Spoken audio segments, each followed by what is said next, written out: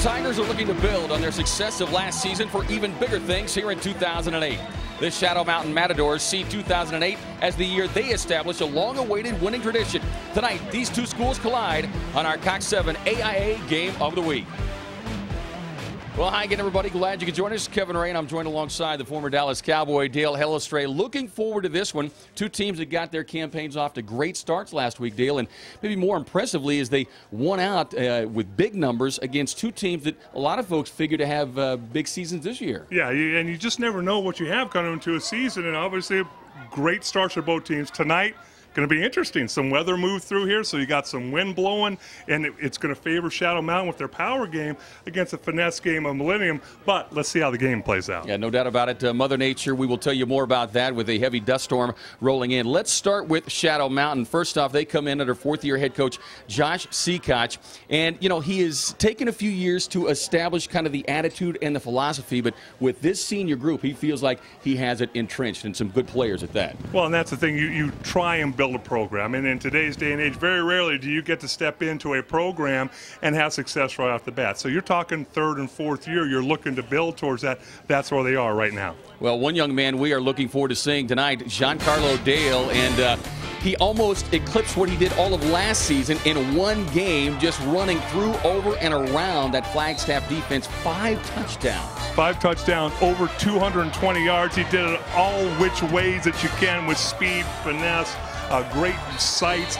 Give credit to his offensive line. Oh, about some holes you see right there. 90-yard kickoff return for a touchdown. Last season had some decent stats. He needs to keep that up tonight. Yeah, no doubt he will be at the top of the priority list defensively for the Millenium Tigers. I know a guy that you're going to be watching closely tonight, one of your favorites up front, Doug Zisman, one of the best offensive linemen and defensive linemen in the state. Yeah, you see him right there, number 72, and he's a 4-year starter. You don't see that in high school. He started halfway through his freshman year. Smart kid, almost a 4.0 GPA. He gets everybody going in the right direction. He will be a key tonight. Well, their opponent, the Millenium Tigers, we talked about their winning 9-3 a year ago, got knocked out of the quarterfinals by Chaparral in a 20-0 loss. They've had a coaching change as well, but the philosophy and the mentality really doesn't change because a guy that's been a part of this program for the last 4 years now moves up to the head coach in Curtis Mays. Well, you talk about building and trying to take the next step, and here's a team trying to take that next step. You lose to Chaparral last year. There are no slouches, obviously, so you try and go one more step this year, building towards the state championship. Plenty of weapons to choose from, too, for the Millenium Tigers. Marquise Flowers had a great start to the 2008 campaign. We see his numbers from a year ago. Defensive-minded player from last season. They've now switched him to the offensive side of the football. Yeah, you see the numbers for him defensively. He's going to be a big part of the offense tonight, going both ways. Look for him having the football in his hands a lot. Well, on the defensive side, Terrence Woods, a guy that we anticipate wreaking havoc tonight, 3-year starter, and it'd be great to watch him matched up against that Shadow Mountain offense. Yeah, you see that second team all-region. He's getting looks from some smaller schools. NAU and Penn are keeping an eye on him. A guy who the coaching staff says probably could play smaller Division II, Division III college football. Well, it'll be the Tigers and the Matadors squaring off under the lights here on our Cox 7 AIA Game of the Week kickoff when we get back.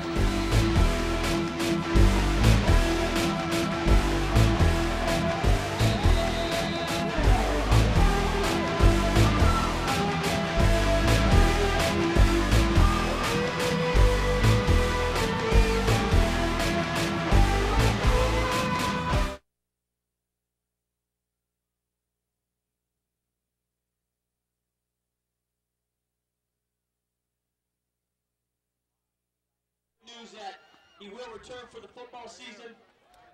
He's 18 years old tonight, and he's our honorary captain of the night, Mark Rodolfo.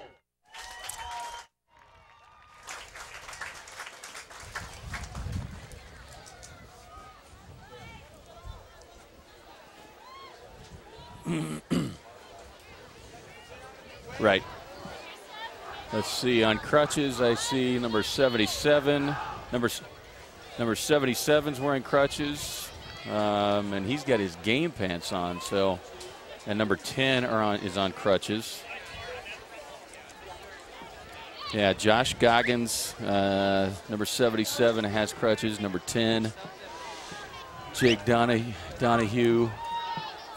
First off is well underway. I'm looking for number 53 down on the sidelines. They won the first big tournament of the year with the West Valley Cup about a week ago.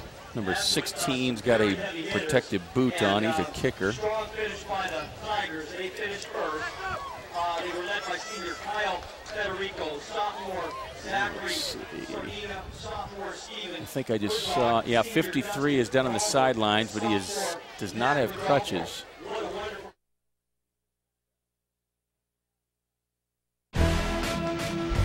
Live AIA High School football on Cox 7, Arizona, presented by Blue Cross Blue Shield of Arizona, an independent licensee of the Blue Cross and Blue Shield Association and the United States Army.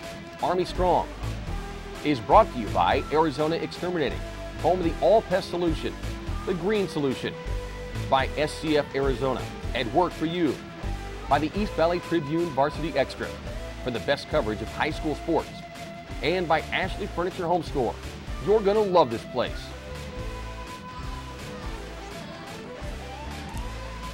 Well, glad you could join us tonight as we come to you from the campus of Millenium High School here in the West Valley as we get ready to have the Millenium Tigers and the Shadow Mountain Matadors score off. Before kickoff here tonight, though, we will have a few moments to remember 9/11. It has been 7 years since that fateful day. We will have a moment of silence.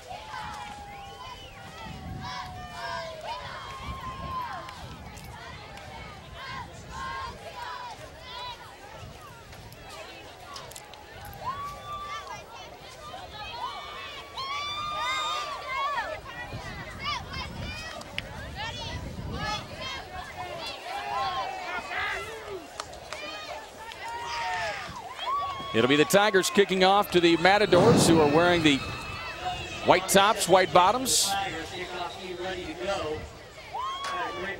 As we told you at the top of the telecast, a huge dust storm rolling in, hitting the school campus right around 5:30 or so, and the winds have subsided just a bit, but they are still gusting at a pretty high rate.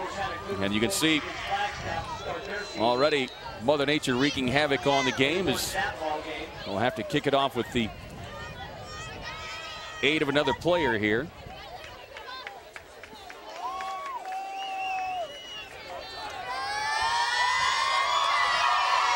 And we are underway here, fielded back at the 10. And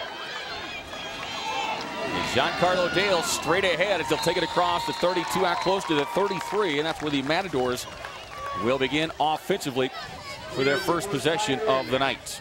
Take a look at that Shadow Mountain offense. And the crew up front, Glenn Zisman, we touched on him, Danny Peters, Ryan Shaw, along with Ryan Young. Dale in the backfield, the wideouts, Farney, Jones Jr., very high on them, along with Rutherford. Josh Brooks at tight end.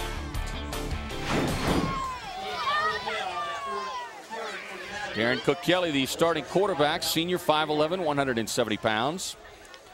You saw the numbers, did not really need to throw too much last week when you've got a back that goes over 200 yards, and Dale gets the first call, finds a big hole, cuts back, down the near sideline, at the 30, and finally wrestled out of bounds as they go up over top.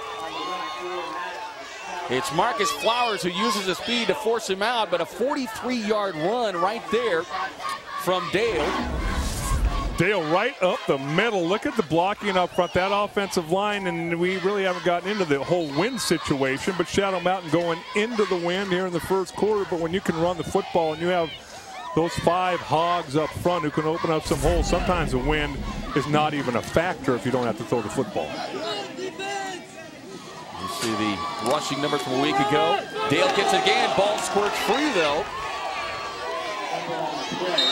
Millenium saying they've got it.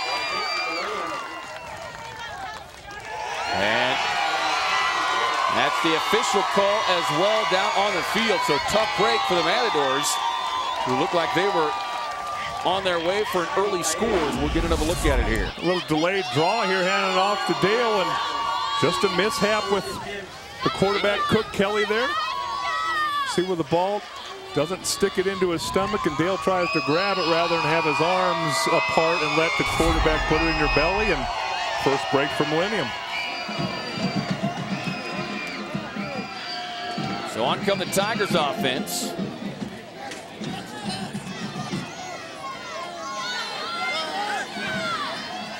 We're going to look at their starting offensive unit in just a moment as they run a trip set out wide at the top of your screen. And they try to get around that corner, but you see some good team speed, and that was the one thing that Coach Seacock told us before the game tonight. He said, we put 8-9 flyers out on the field defensively. We believe in speed, and it showed right there as we take a look at that offense for the Millenium Tigers. Galliard, Waddell, Dominguez, Ellsworth, and Woods at the strong tackle. Cox, Flowers in the backfield.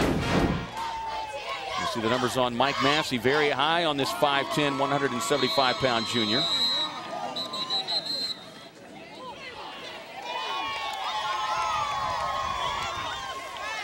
I believe that Millenium have 12 players on the field. Dead ball. Legal substitution. Offense. Replay. Second down.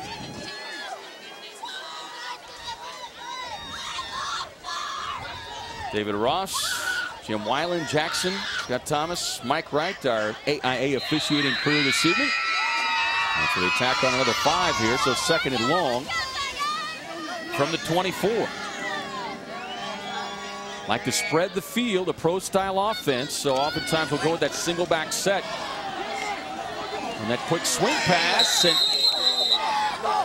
it was behind the line of scrimmage. And so the two teams exchange early turnovers here, coming up with it. Looked like Giancarlo Dale, who may have pounced on it. Well, that's one of those plays. It's a throw out into the flat here, and you're always flirting with, is this a lateral or is this a forward pass? And you can kind of see right there, official standing right there, and obviously when you see the player Abdul take after the football, he knows it's a lateral too. You see him go to chase this football, but boy, it's such a dangerous throw out there in the flat, and you need to make sure you either catch that, get on it, or get ahead of the quarterback.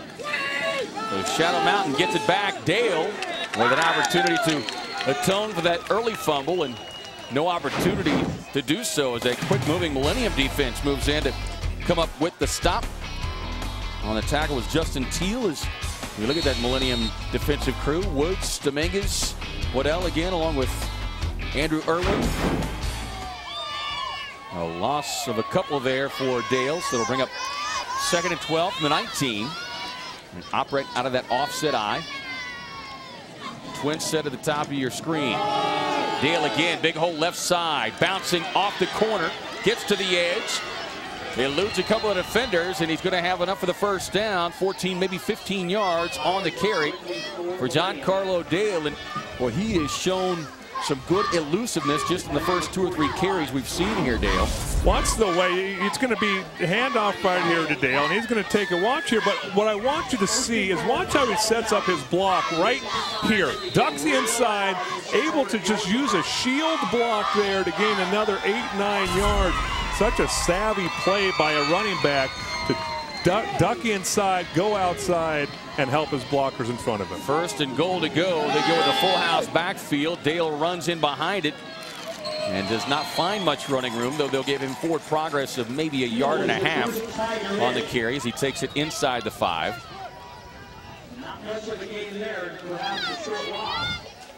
Well, we talked about this offensive line, and I think especially in the first quarter for Shadow Mountain, you are going to go ahead and lean on them heavily, because you're going to say, we're going to run the football into this win, because it is going to wreak a little bit of havoc on the passing game, possibly have an influence on some special teams, kicking, snapping, those types of things. If you can turn around and hand it off and run behind those big guys up front, you don't have to worry about it. Now run a receiver out to the bottom of your screen. Dale gets it again, looking for a little cutback lane. Doesn't find much, but he shows some good power there, as it took 3 or 4 Millenium defenders to finally bring him down. So it'll bring up 3rd and goal. Looks like the ball is going to be spotted just inside the 2, maybe 1.5 yard line. I mean, when you don't have any threat of throwing the football this is what you can do if you're Millennium. Look at all these people within about 5 yards of the ball. 1, 2, 3. I mean, there's 9 guys in that picture, and another one coming off the edge. Still able to gain some positive yardage, but until they can have some semblance of a throw, why not get them all up there? High formation again. Dale gets the call. Does he get in? Doesn't look like it. They're going to stop him right at the doorstep. So a good surge up front there defensively for the Tigers. Will bring up 4th and goal to go here. It doesn't look like there's any hesitation by the coaching staff from Shadow Mountain to go for it.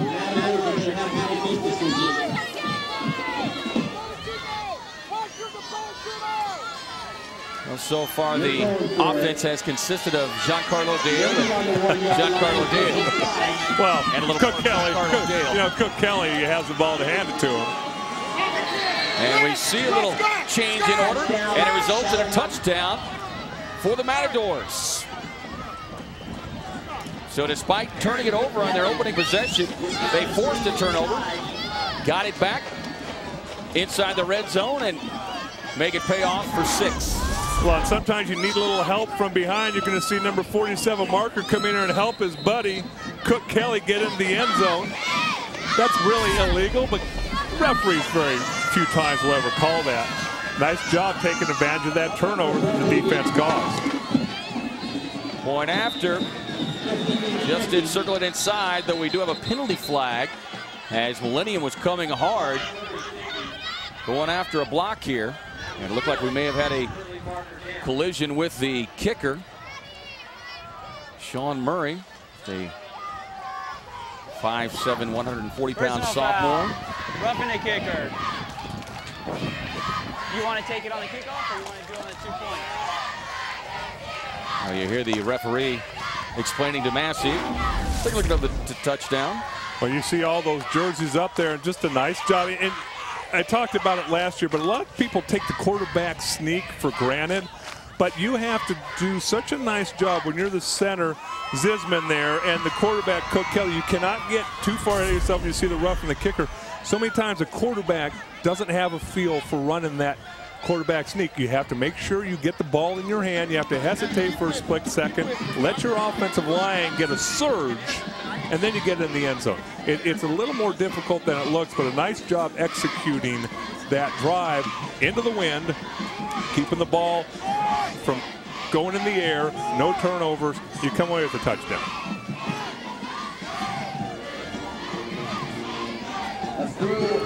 So they will take it on the kick here. Probably a wise decision, again, considering the windy conditions they were playing in.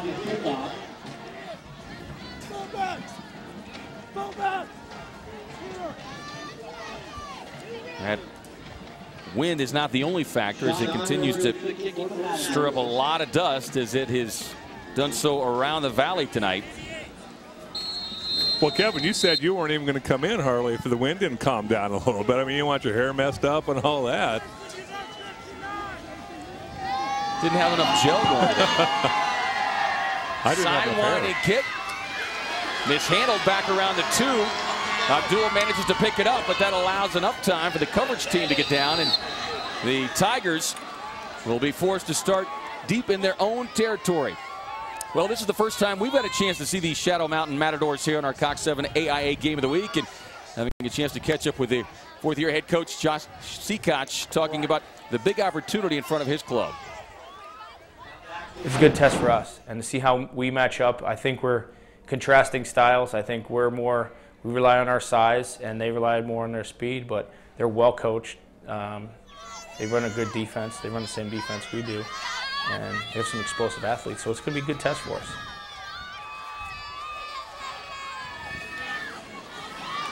Now has the Allentown, Pennsylvania roots, and that's kind of that steelworker attitude he's trying to deliver to his team here. They're going to need it even on the home field here tonight, as you see some of that team speed as he touched on. And Millennium hit another 2, maybe 3-yard loss here. Let's take a look at that Matador starting defensive group tonight. You see Doug Zisman talking about how good he is offensively. We'll get a chance to watch him operate off that defensive end position. Nose guard Shaw, Bilodeau, Marker, Garcia, Jason Rode, Farney, Rutherford, Hefner, Pluma. Rounding out the rest of that Matador defense. So second and long here for the Tigers. They'll keep it on the ground. Handing it off to Flowers, but grabbed around the shoot tops just as he began to accelerate towards the hole. Good looking play there by Marker. Fun scheme to watch. You're going to see 3 down linemen right here. And now the tough thing, if you're an offensive lineman, you got guys here, you don't know what gap they have. Is you're going to see Marker come in untouched because you don't know who's got him. And you got these quick, fast linebackers who can jump gaps and aren't afraid to take a chance and put you in a lot of bad situations. Like to operate out of that 3-5 defense, which, Dale, as you know, can really morph into just about anything. Looking under play action, they'll hand it off straight ahead on the ball carry and continue to fight for yardage. Looks like he's going to be stopped just shy of the first down marker, but at least got them out of the hole.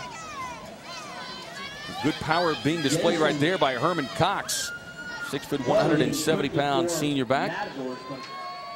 Well, the thing is, what you have to do is you have to do a lot of, well, you watch the down blocks here by the offensive line and then you pull. This is how you have to counteract a blitzing defense. You down block. If you get one kick out block, you have a chance. And look at the way he lowers his shoulder, does a nice job. Put him in a makeable 4th down situation here early in the game.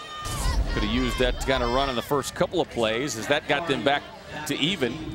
They were negative 10 yards in their first 2 series. So on 4th and short, lining up to a punt at least. We'll see if they carry it out. It will be a short kick. No need to return as this one angled towards the sideline over in the Shadow Mountain side. And the Matadors with great field position yet again.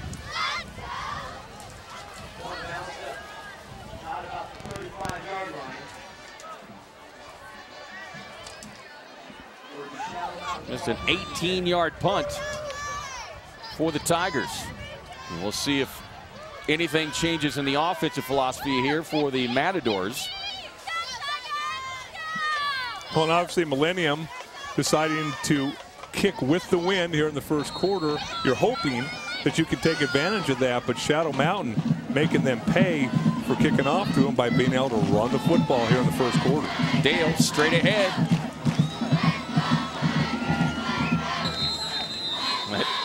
Looked like a giant rugby scrum. And finally the wave stops, but not before Dale collects another 6, maybe 7 on the carry. That's one thing I've noticed very quickly about Dale here, number 20, is the fact that it looks like there's not much came out of that play. Massive humanity, it looked like at the line of scrimmage, but you look up at the down marker and it's 2nd and 5. He picks up 5 yards.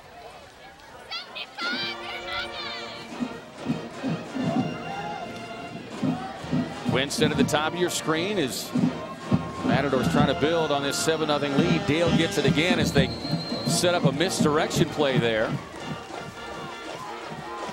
A couple of tough yards this time for Dale. Well, he had touchdown runs last week of 6, 3, 33, and 20. And then capped the night off with a 90-yard kickoff return.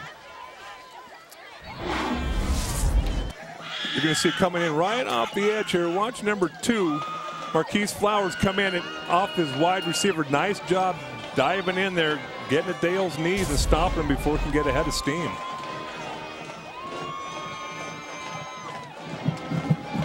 Dale again, left side, looks for that cutback.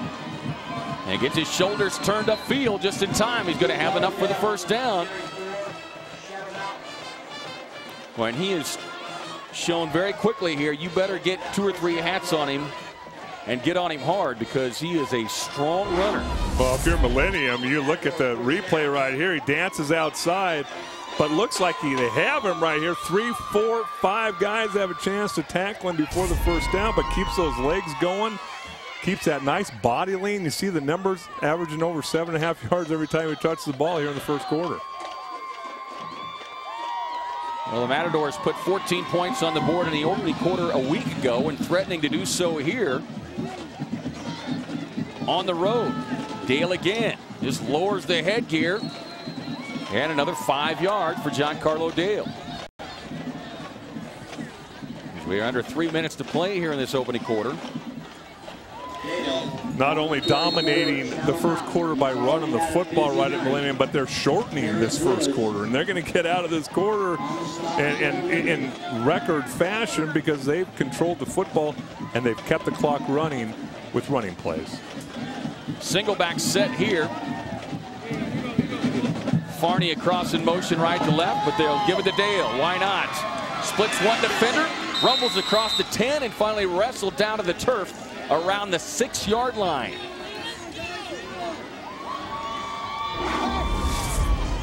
Nice job as the offensive line blocks right there. I mean, you're not going to do a whole lot better than this. Hat on a hat, you get a little grab there, and then you know what? You better keep your head up and put your face mask in Mr. Dale's chest, or else he's going to make you miss, and the next time he'll try and run you over. Very, very impressive first quarter. Well, let's credit that offensive line, too, because he is not being touched too often until he's 3 yards past the line of scrimmage. This might be only the second time of the night here as he still manages a yard, yard and a half, so everything has been positive yardage thus far for this Matador offense.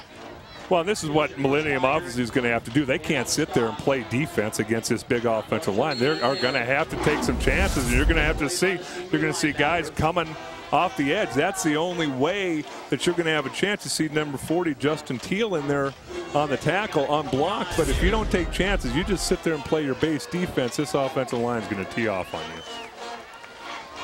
Offset eye. The fullback shades to the right. Dale will get it again. Finally hit with a surge of black and purple uniforms. The helmets come flying in, and they'll push him back to the original line of scrimmage, so he'll lose close to 2 on that carry. And will now bring up. And that was a very nice tackle by number 45, Jamie Gaeta. Watch the way that he comes. This is how you have to tackle number 20. You're going to see him come into your picture here, and if you don't tackle him like this, Mr. Dale's going to make you pay, but he comes out the other side. Nice job.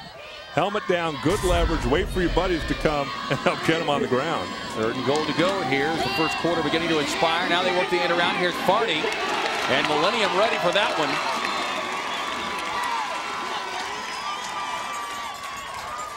one. Well, they ran that play earlier to the opposite side, and the Tigers were more than ready for it this time. You're going to see the reverse coming right here, and then just a nice job. You know, you love the way that they're pursuing the football. You hand the football off, and just great pursuit. Nice job by that Millenium defense, chasing the football down. That will set up 4th down and goal to go. They'll have a little extra time to talk about it as we have reached the end of the opening quarter here at Millenium High School. And at the end of one, it's the visiting Matadors of Shadow Mountain on top 7-0. You're watching live AIA High School football on Cox 7 Arizona, presented to you by Blue Cross Blue Shield of Arizona and the United States Army.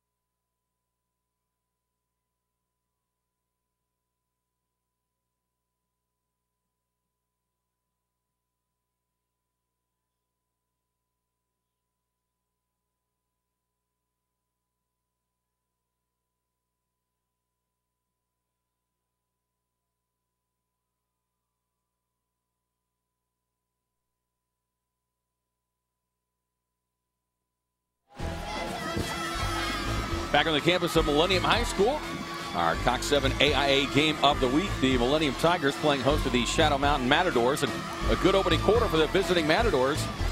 We head to the second quarter here. The Matadors leading 7-0 and looking for 3 more here. No, they had hoped to get 7.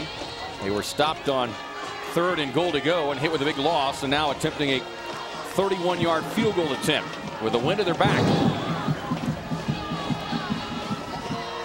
Had plenty of distance, but the accuracy just off a bit. Coming off of the leg of the sophomore kicker, Sean Murray. And so the Tigers dodge a big bullet right there. Total domination really by Shadow Mountain there in the first quarter, and they're only a touchdown ahead. And I was just going to say, what timing. You get the clock to run out, you get to kick the field goal. And it's really, the wind's kind of blowing at a crosswind, about a 45-degree angle across the football field, and it is whipping pretty good. At about 45 miles an hour. Yes, 45, and you know, it wreaks a little havoc on your snapper. You got to take that into account. And then your kicker, you see the flag there. You've got to play for that. And a lot of these kids, you haven't had to do that before. Now you're doing it under the lights, and it's just a little bit different. And Murray had a 32-yard field goal last week in the win against Flagstaff. So back come the Tigers and trying to get their offense cranked up a little bit here. But again, you see that team speed of Shadow Mountain just not giving any kind of running lanes whatsoever. The ball carrier this time, James Castillo, had a 66-yard touchdown reception last week in that route against Buckeye. And that raised a lot of eyebrows, what they did to Buckeye last week, because Buckeye thought by many to be a very good club this year. Had a good season in 2007, but just took one right on the chin in week 1. Loss of a full yard. Trying to work it over the left side this time, but again, just not much running room there.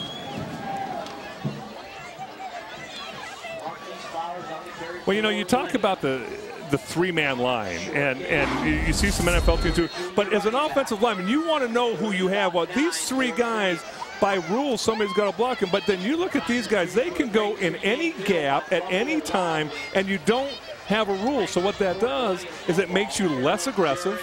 It's tough to communicate that quick at the snap of the ball, and consequently, a lot of bad plays will happen against your offense. Twin CD to the side. Now they run the receiver in motion. Looking for the cutback. Ball pops up, and it looks like the Matadors have got it at the 21-yard line. And that is the call. Second turnover forced on the night. It was Castillo who coughed it up. And coming up with the recovery, Michael Garcia. And the Matadors have clearly come to play tonight. Just a ton of white jerseys trying to make a play, trying to come up with something. Not able to there, as you see Chris Edwards comes up with the football, but just a nice, that knocks it loose. Just a nice job. Look at all the white jerseys around the football. That's when good things happen for your defense, but they're coming from every which direction. Now let's see if they can capitalize and come away with points. They have run 16 plays thus far tonight as we get some early movement up front. The Matadors have run 16 plays, 14 of which have gone to number 20. Well, the other thing, sometimes it can almost backfire on you, is you can totally dominate an opponent, as we're going to see the call here. Dead ball. Ball start. Offense. Replay. First down. Is that you can totally dominate a quarter where you just know you thrashed your opponent. And then you look up the scoreboard and you're one slip away from a tie football game. And then sometimes it can almost backfire and be a little demoralizing unless you capitalize on this turnover, go in and score 7. No, you're absolutely right. They had the short punt, great field position on the last possession, and had a 3rd and goal to go inside the 7-yard line.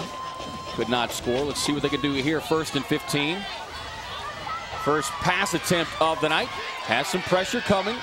Looking downfield, looking to throw short, and if anything, just wisely threw it away. So nice job of not forcing anything there.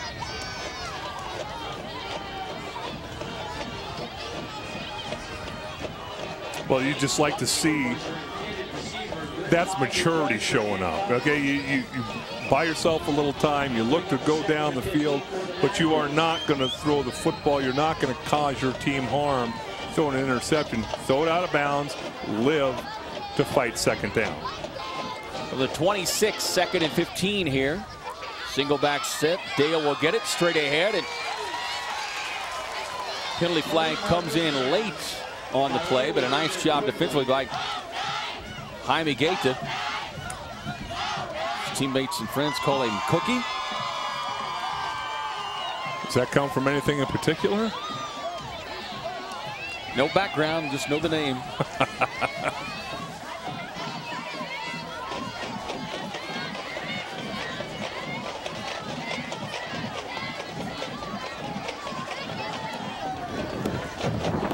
Personal foul, face mask on the defense.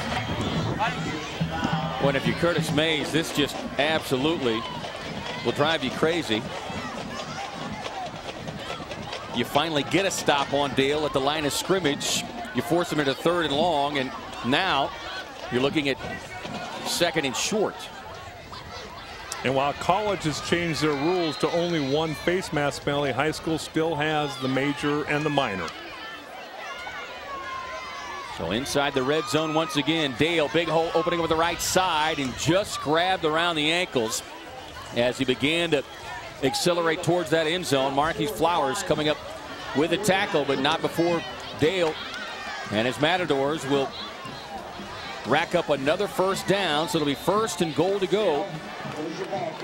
Well, you got to give credit to that offensive line. We talked about them. Watch the push, this offensive line. Watch the white jerseys come up, put a hat on a hat. Nice job by Marker there, number 47, picking up the loose defensive lineman, gaining the first down, and give credit to Flowers there for keeping him out of the end zone.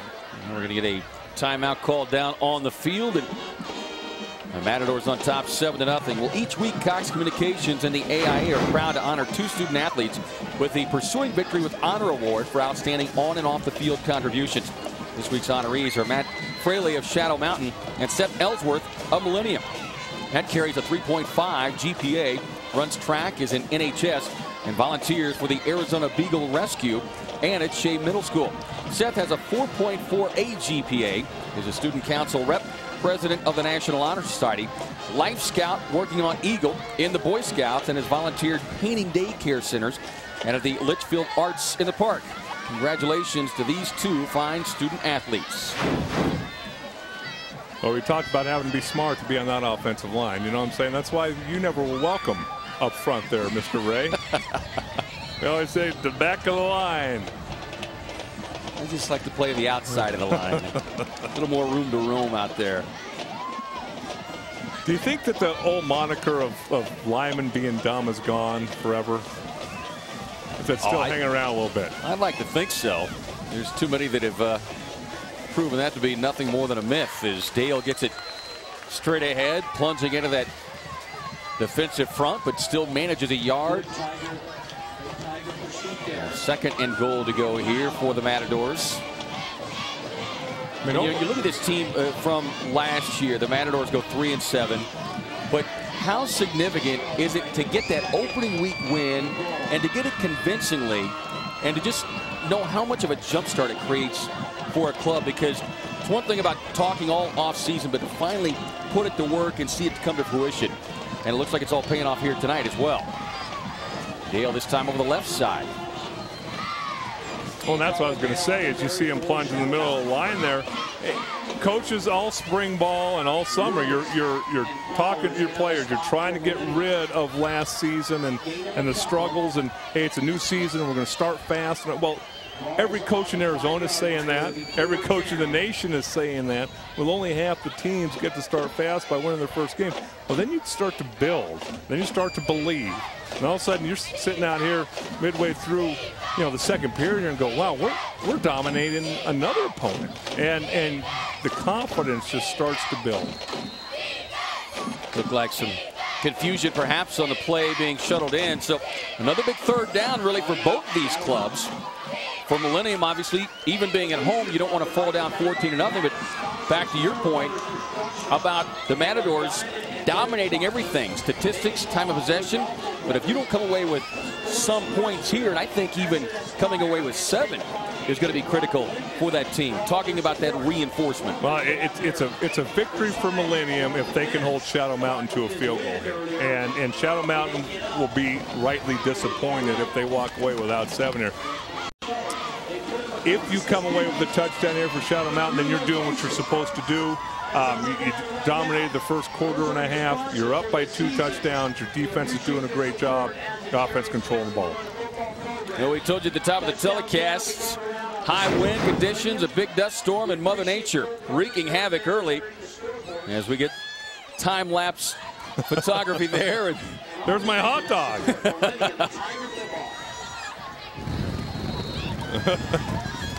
Look at that. I mean, hey, that's giving up life and limb for the good of Cox Communication. The soldier will not leave without his camera. Single back set. Cook Kelly wants to throw across the middle, tapped up and intercepted. And a return out to the 4-yard line. So each team now with 2 turnovers on the night. Well, good and bad. I mean, obviously really, really good for Millennium because you make a stand here. You haven't thrown a football, completed a pass yet. Pretty good pressure right up the gut. Nice job by the defensive line. Then you catch the football in the end zone.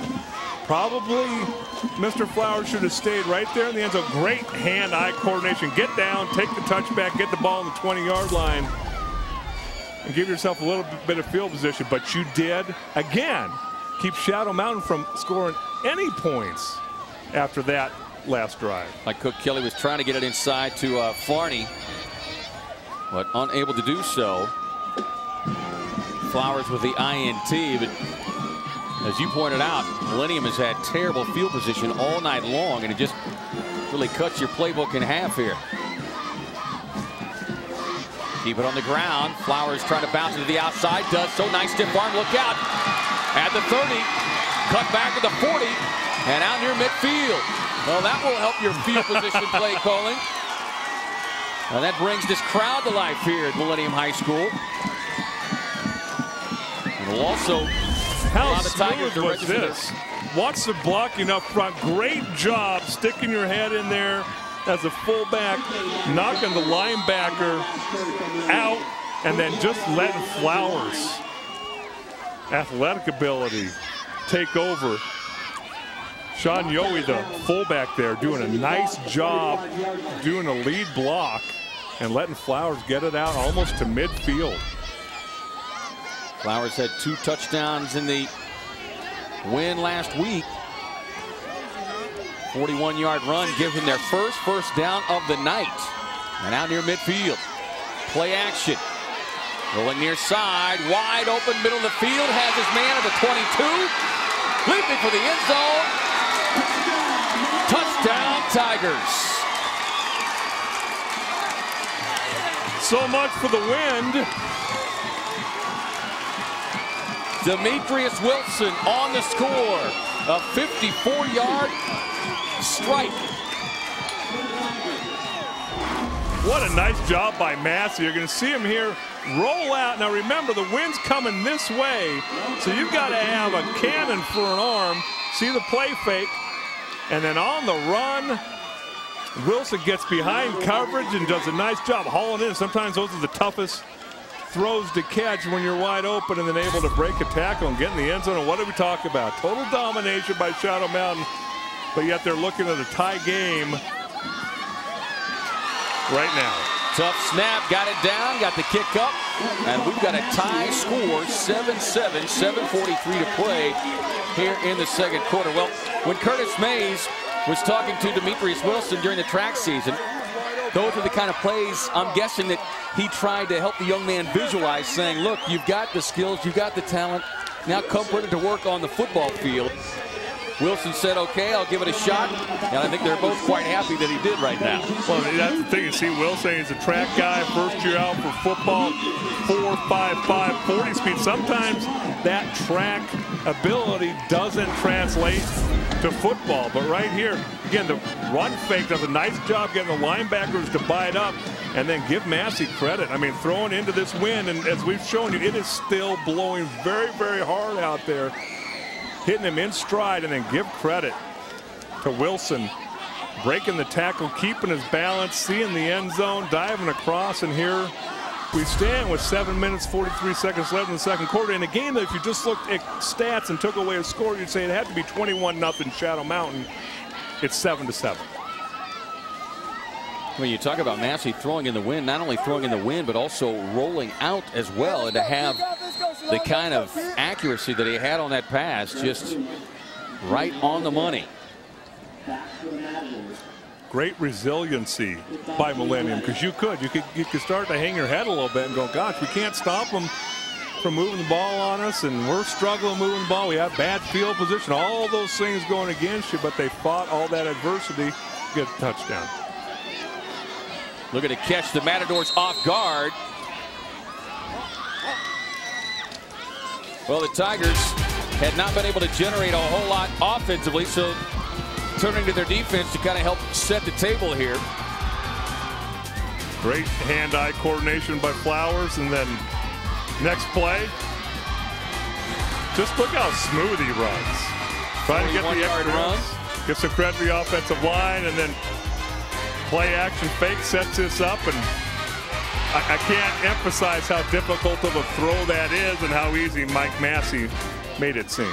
Well, you look at the play calling there too, because you see that so often. You hit a team with one big play and you want to try to throw that haymaker while they're on their heels a little bit. Oftentimes you see other coaches maybe get a little conservative and go back to the running game, and that is clearly fired up. This Millenium defense is now on consecutive plays, going back to that last series, they have managed to bottle up Giancarlo Dale. Well, and you talk about, okay, Shadow Mountain dominate and run the football, but they're going to have to do, they're going to have to put the ball in the air, because look at all these, now all these guys are within 5 yards of the line of scrimmage. As an offensive line, you can only block so many. And you can only block 5 guys, and so you've got to have some threat of a throw to get a couple of those guys out from your defensive box. A lot of shifting up front here for the Matadors. Dale again slices through that defense, and boy, it didn't look like there was a hole, but somehow he managed to find one, and he rumbles through it for a quick pickup of 7. And so as I say that, I guess you really don't have to have a semblance of a pass to be able to run the football, but brings him 3rd and short. Just a great job by Dale, finding a hole, picking it, running aggressively, and that offensive line doing a wonderful job there up front. Peters and Shaw and Zisman, Garcia, Harlan, opening up some big holes up front there. Luke Glenn doing a nice job.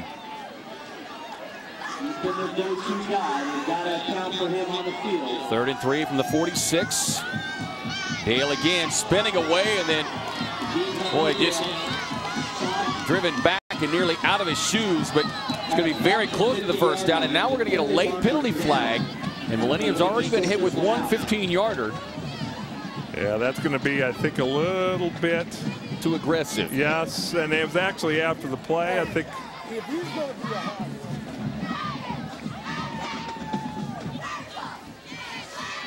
As they talk it over. Dead ball, personal foul, I'm sure, and 15 yards.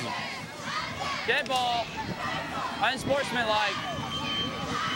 Result of the play was a first down.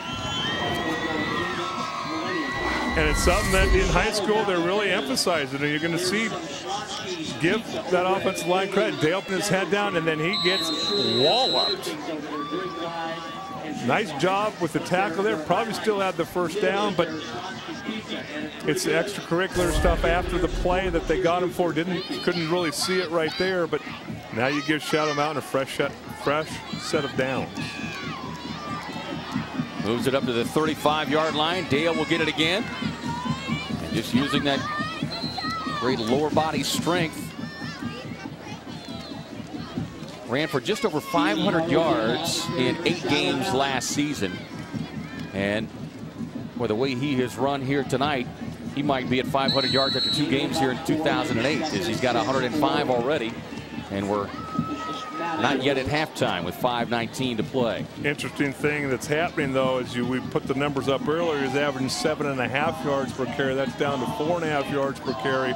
Let's see which way that goes. Does it continue to creep down, or does he break one to get that rushing average up? Dale again. One of the few times tonight they have met him in the backfield before really allowed him to begin to make his move with the line of scrimmage. Coming up was Jerry Hawkins. Help wrap him up a little bit. Well, yeah, number 11, Hawkins, he's going to come in untouched, and that's what's happening here. You're going to see, watch over on this side, you come in untouched because you can only block so many guys. There he comes, right in your picture. And as an offensive lineman, okay, you got your 5 and fullback and block somebody, maybe tight end. But when there's 7, 8, 9 guys up there, you can't block them. Twins splitting out wide at the top of your screen, offset eye. Kelly wants to throw it. That pressure coming with the backside. And just did get rid of it, as we see a helmet go flying on the field as well. No penalty flag, so the pass falls incomplete, and the Matadors faced with 4th and long here. Watch number 58 right here. Woods is going to fight through a block, and then watch him chase. Nice pass rush move right there. Little arm over. Run around Ryan Shaw.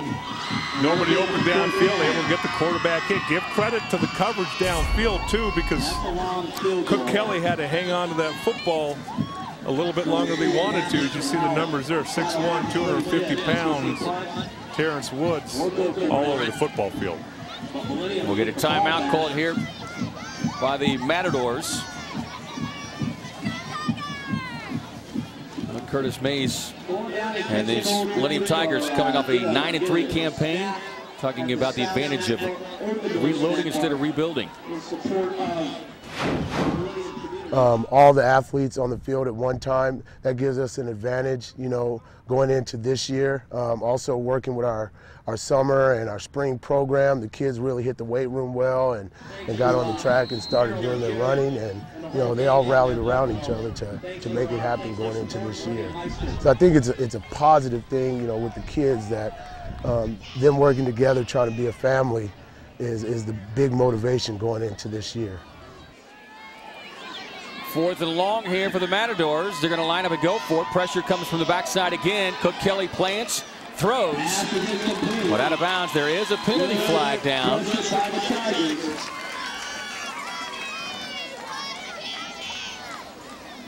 And each time Cook Kelly has thrown, he has been under duress. Legal formation on the offense. You want to decline that? Yes. Legal formation on the offense. Penalties declined. First down.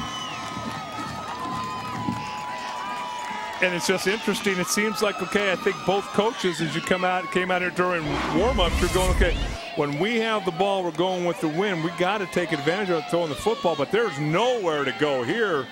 There's more dark jerseys than white jerseys, trying to buy a little time, but Andrew Irwin bearing down on Darren Cook Kelly. Doesn't have time to hang on the ball any longer. And give credit to that Millennium defense. It's kind of buckled down here in the second quarter. And now it's going to be up to this Matador defense to try and get it stopped. There's Herman Cox over the right side, who is, well, he got it a couple times, but has run hard in doing so.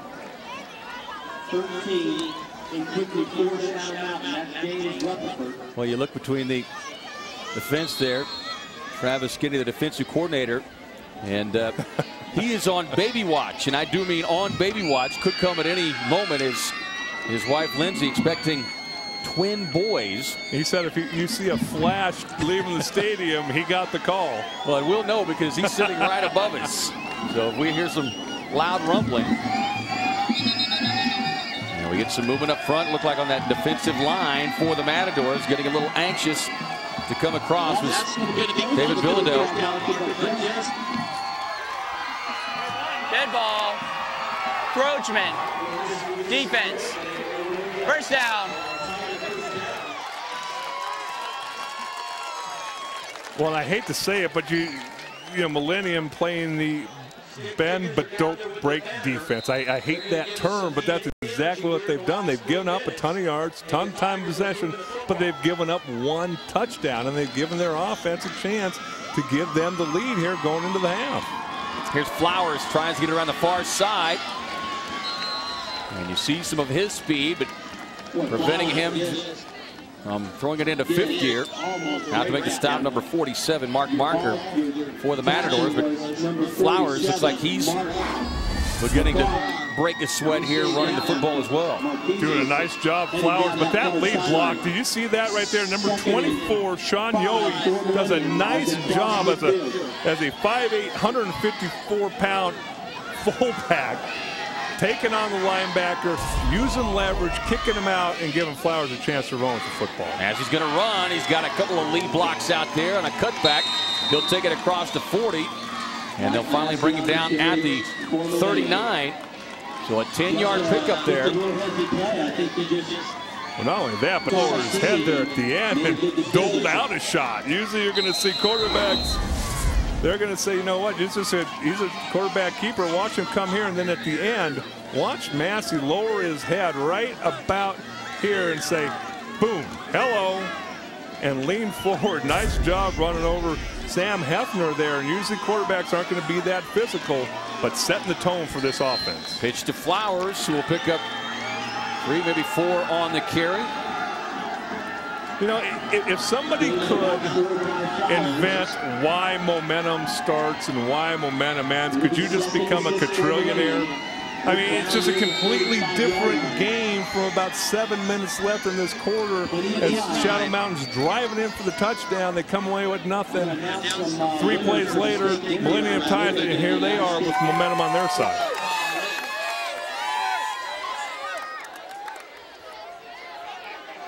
Not even sure Sir Isaac Newton could have figured that one out. We approach a minute and a half. They bobble the reverse. And it looks like the Matadors have gotten it. So 3 first-half turnovers. Speaking of that Mo train, I think it just made another stop. Well, and that's one of those things that I think the coaching staff would say, you know what, I know you want to try and keep them off balance, but we're having so much success running the football right at you. Why are you going to get tricky here? It's just a mess up on the handoff, just a little off kilter there. Not able to stick the ball into Flowers' hands. Shadow Mountain, sorry, that wasn't Flowers. That was Abdul, number 3, wasn't able to come up with the football. And now Shadow Mountain has a chance. Here's minute 29 left in the half to try and get momentum back on their side. Matadors will operate out of a split backfield the first time tonight. Cook Kelly looking to set up the screen, and well, the Tigers had that one well read. And Herman Cox coming in from behind the receiver right there to break it up. So hard to run a screen. Everything has to be perfect. You got to have timing, but you got to block if you're the offensive line. You got to put your hand on somebody. You can't let people come straight through, because otherwise the timing's not there. Millenium does a nice job. People all over the place. Now we're going to get a timeout called down the field by the Tigers. Stops the clock with 1:25 to play here in this first half. I just can't believe it's 7-7.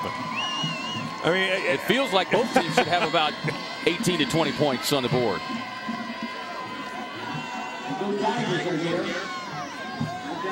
Well, Chiari malformation is a serious neurological disorder that affects over 300,000 people in the United States.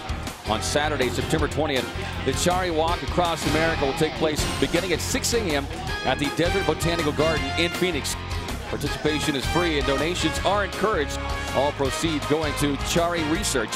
For more information, you can go to www.chiari.org. conquerchari.org.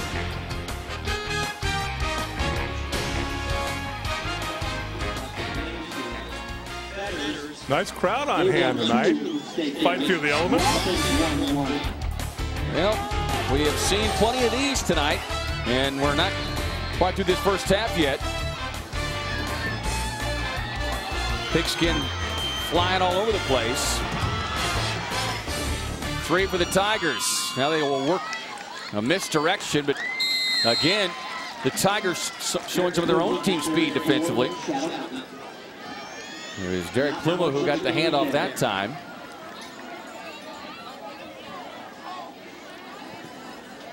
Scares me to death when you start seeing people flying all over the place and snaps coming back to the quarterback and see guys jumping in front.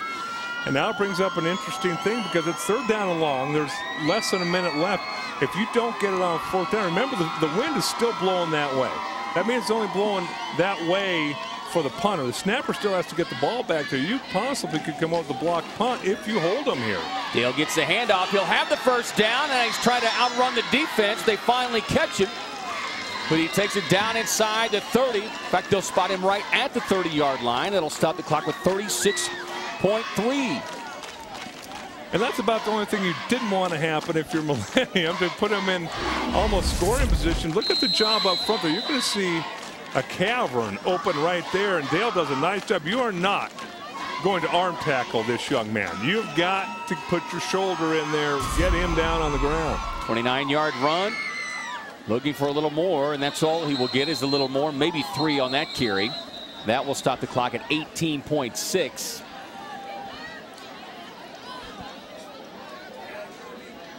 Well, this is where your lack of a passing game hurts you, when you've got to turn around and still hand it off and not able to get a 10, 12-yard game because you've missed a short field goal earlier.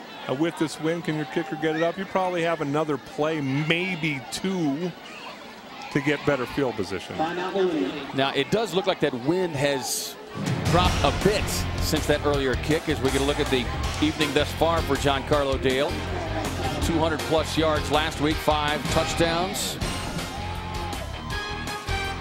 Doing a very, very nice job, and I'm just impressed with the toughness of Dale. I mean, you aren't, one guy's not bringing him down.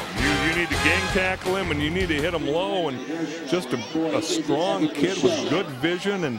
And we saw the numbers from last week, but I don't think we really knew what we were getting until we saw this first quarter. Well, he is in line for a scholarship from the Arizona Quest for Kids to join before high school, and if he keeps his GPA over 3.0 for all 4 years, his college will be paid for. He's got 3 younger brothers as well, all who look up to him, ages 14, 13, and 7. Well, the other thing is he made pancakes for his offensive lineman last Saturday after he went over 100 yards, and they win this game. He's obviously over 100 yards. He's making pancakes again. Maybe going to culinary school. A terrific young man, and trying to get his team off to a 2-0 start. Pressure comes. Cook Kelly rolling out, and we'll have a late penalty flag. That will stop the clock at 12.9. Now the question becomes, I believe that's going to be intentional grounding. I don't think there's any receiver in that general vicinity, which is just a killer for field position. Intentional grounding. And you lose the down at that. So you lose the yardage. And almost definitely taking yourself out of field goal range here.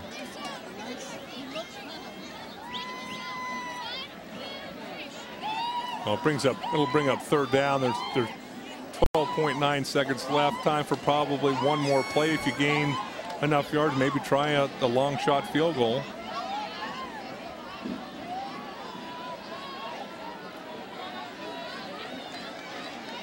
And thus far, that Matador offense has not looked comfortable in a passing situation. Cook Kelly has been rolled out almost primarily in every passing situation, with the exception of that screen we saw down at the other end here. See Flowers there on the Millennium sideline. The players spread all over the field to try to open up some running lanes for Dale. Slips past one defender, ball squirts free. And either way, it's going to be, we'll stop the clock with 2.9. And if Millenium has it, and they do, they'll take one final play here and get to the locker room. I don't know if you, I'm just trying to go back in my mind this whole first half. I mean, great individual effort here. Breaks 2, 3 tackles, trying to get extra yards. See the ball punched out by Andrew Irwin there. Can't fault Dale for his effort. You've got to hang on to the football to give your team a chance to try and kick a field goal here at the end of the half. Millenium lining up. Protection formation. They will take that knee in the snap. And both teams will head to the locker room here on the Millenium High School campus. And we are all tied at 7 apiece. You're watching live AIA High School football on Cox 7 Arizona. Presented to you by Blue Cross Blue Shield of Arizona and the United States Army.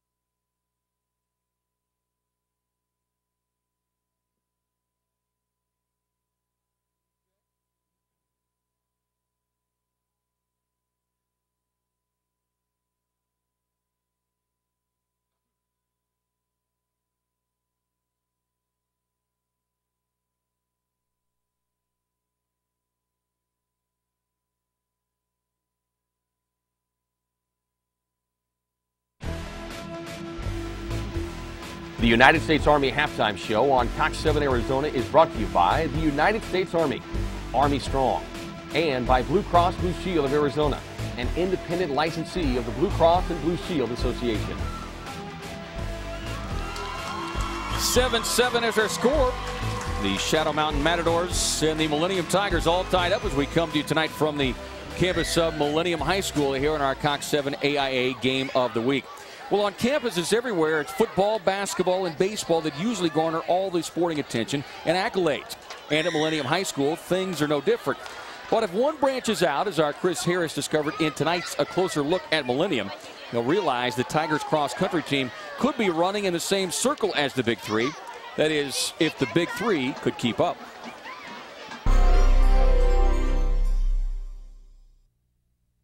How would I describe it? It's a tough thing to describe. A lot of intense running. Our sport is other sports' torture. Welcome to the world of cross-country running, a sport that will push one to the limit, both physically and mentally. The workouts, they're really tough. I've actually never experienced anything this bad, and I've been playing soccer and running track for a good decent amount of time, so it's pretty bad. You're basically pushing your body farther than you think you could ever push it. You feel like sometimes you're just so dehydrated that your skin starts to tingle and you're getting ready to pass out, and you just have to keep going and keep on pushing. It's those experiences that make Millenium such a tight-knit team. The Tiger Runners represent a wide-ranging group that includes members of the school band, student council, softball, soccer, wrestling, and track teams, as well as honor students. It's a unique group of kids. They love to run. They come out and are probably some of the most dedicated athlete. Indeed, it does take a special breed to run anywhere from 3 to 7 miles a day, whether it's in the 110-degree heat of the afternoon or the wee hours of the morning. It's 5 o'clock in the morning, don't want to get up. I got homework from last night you stayed up late for, and you got to go run 5 miles, 6 miles with coaches. Crazy sport. On campus, the cross-country team leads a relatively anonymous existence. That is, until home football games on Friday nights. Football games and stuff, everyone's like, oh, cross country, okay, I know what you guys are talking about. But otherwise, they're like, what is this, cross country skiing or something? Before the football games, members of the cross-country team paint each other and morph into a group called Go Tigers. The painting experience is horrible. As soon as we get out, everybody's like, woo, and they just go crazy and usually run up the bleachers, and then everybody will give us high fives. Oh, it's exciting just to look at them in the crowd and them running around on the field. It just gets you a lot motivated. You know, all the kids rally around them, and when they start jumping around and getting wild, it just brings more energy to the team. Once the football games are over, the cleaning process begins. Well, first of all, you're sweating it off the whole time, and then when you get in the shower, it just splatters everywhere, and it's all over your shower, all over the walls, everything. So you're pretty much purple for the next couple of days. Sometimes there's a tint to you. A tint of purple pride that represents the cross-country team. For a closer look at Millenium High School, I'm Chris Harris.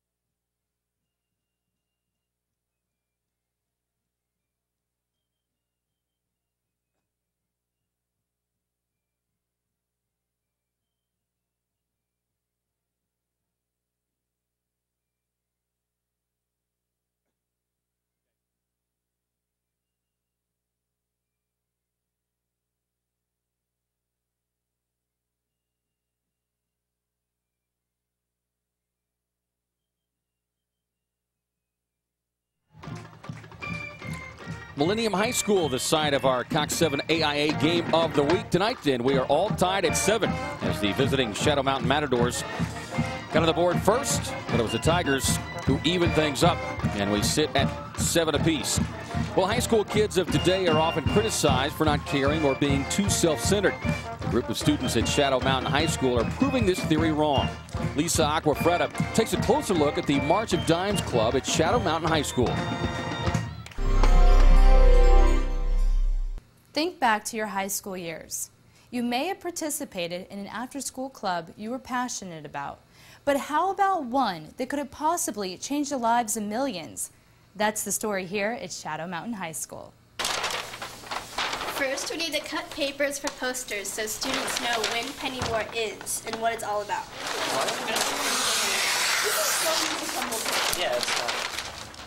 They're students on a mission. Freshmen, sophomores, juniors, and seniors, determined, dedicated, and driven to make a difference about raising money for premature babies so they have a chance.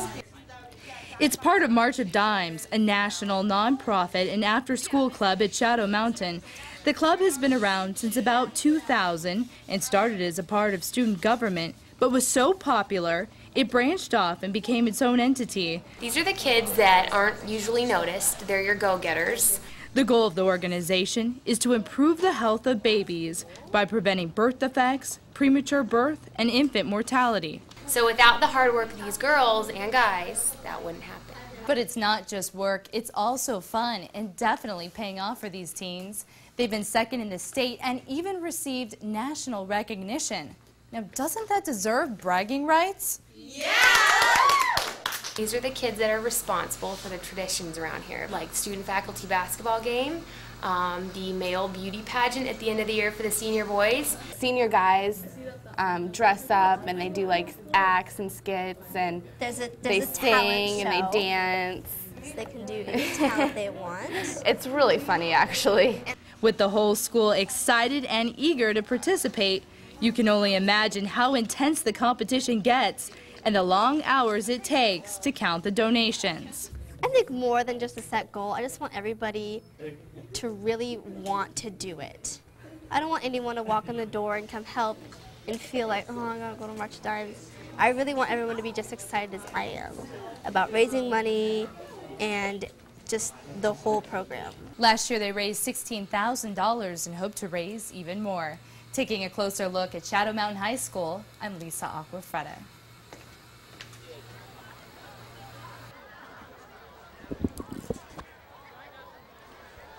Our United States Army halftime show continues here from the campus of Millenium High School.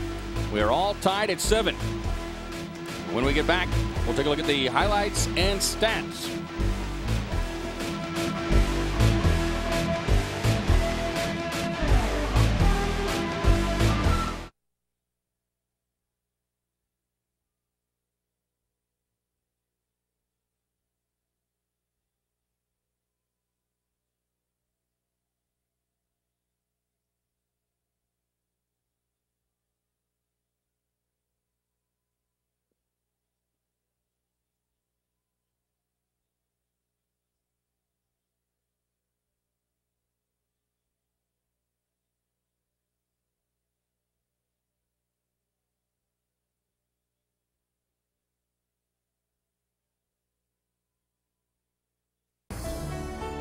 Each week during our high school football game of the week, Cox 7 and Fry's food stores are pleased.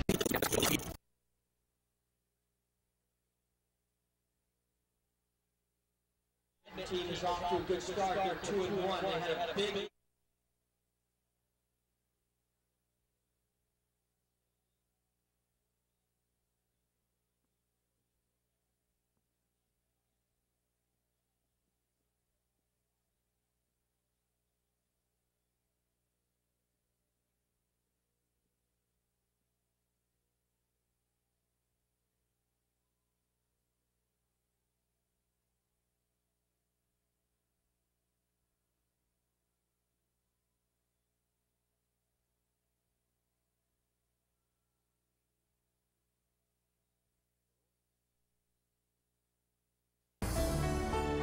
Each week during our high school football game of the week, Cox 7 and Fry's Food Stores are pleased to honor the Arizona Interscholastic Association's Dr. Boy Stewart Chase Coy Scholar Athlete Finalist for the year 2008. Tonight, we recognize Chelsea Canepa of Xavier College Preparatory. Cox 7 is proud to join the AIA in saluting Chelsea, an outstanding example of an Arizona high school student.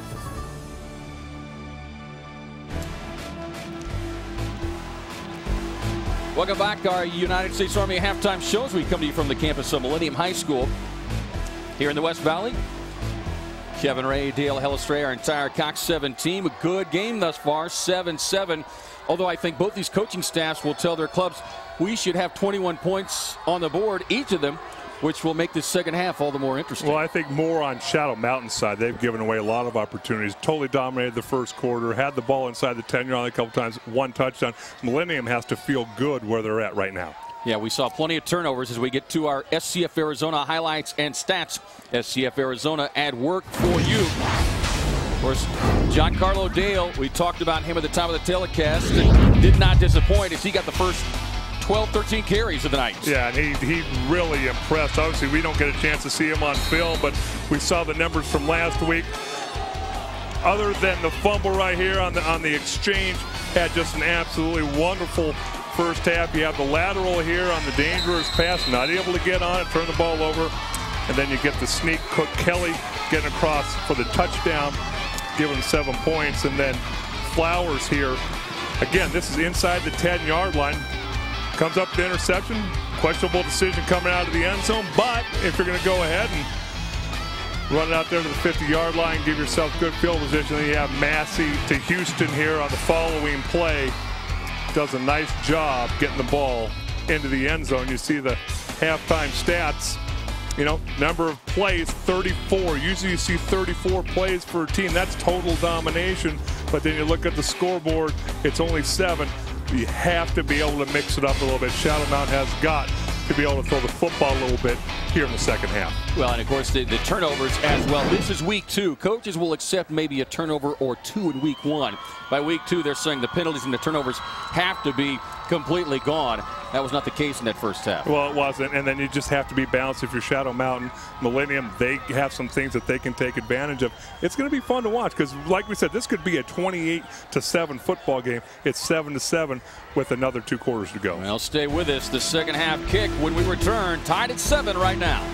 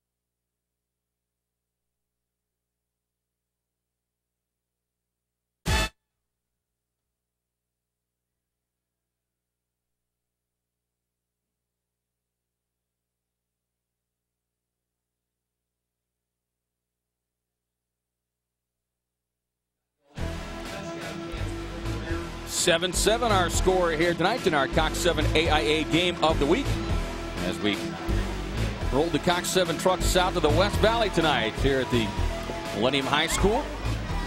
Good game thus far. Both teams back out for warm-ups before we get this third quarter started. Well, time now for the Ashley Home Stores punt, pass, and kick promotion that recognize outstanding moms that go above and beyond to support their schools and communities. Shadow Mountain is represented tonight by Lori Brooks and Millennium by Cheryl Gaylord. Prior to tonight's game, Lori and Cheryl took turns punting, passing, and kicking for a chance at a $500 gift certificate to Ashley Furniture Home Stores. Now, just for competing, they've earned each of their schools $100 from Ashley Furniture Home Store and $100 from Cox Communications. They also have a chance to win a grand prize for Outstanding Mom during the championship games on Cox 7. Also, be sure to check out their picture and activities bio on the Cox 7 website, cox7.com. Congratulations again, both these outstanding moms, great representatives of their respective communities. Nice job, ladies. Well, not only that, but they were out there in the worst of the worst. Well, that's when that was the peak of the storm. That was. And you know what? You got to love them out there. I mean, they were competing and battling and having a good time. Yeah, they will not want to hear their sons saying anything about the conditions tonight. It's amazing. You wonder where the competitiveness comes from on these high school athletes, and you usually don't have to look too much further than the mom and the dad.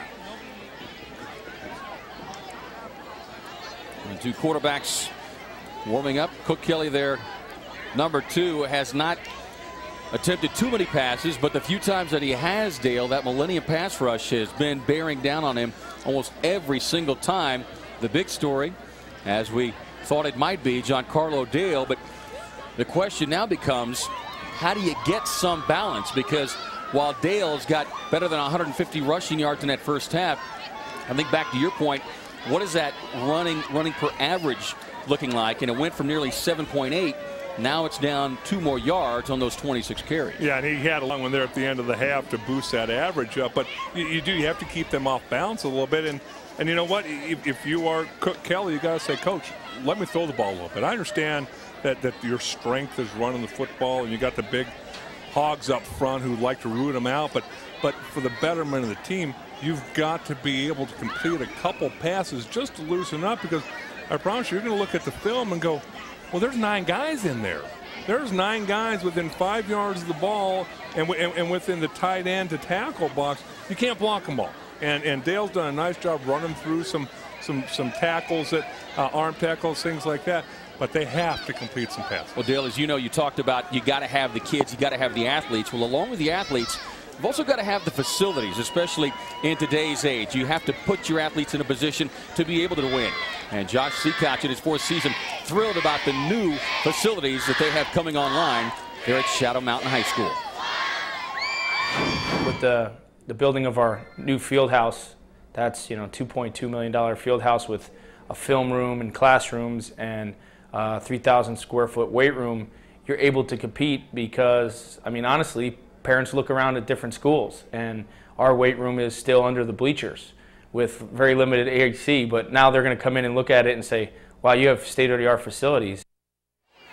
And it's no different than in the college ranks to a degree, because you have to be able to kind of keep up with the Joneses if you want to win. And, Shadow Mountain is in a very tough area because they don't have a lot of feeder schools like so many other, the larger schools do.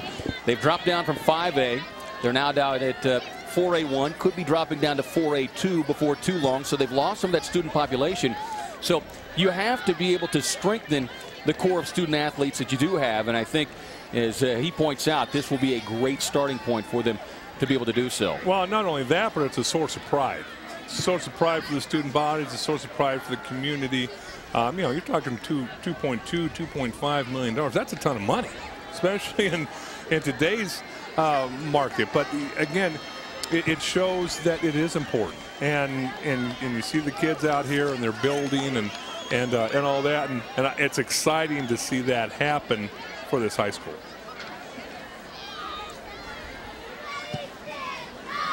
And you see the fourth-year head coach. It is a family package there at Shadow Mountain.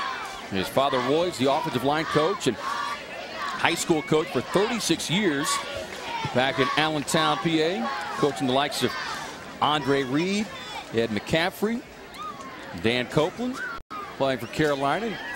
You've got some history with those guys. Well, when I saw Andre Reed's name, him and I, 4th-round draft picks of that stellar 1985 Buffalo Bills draft class, him from Kutztown State.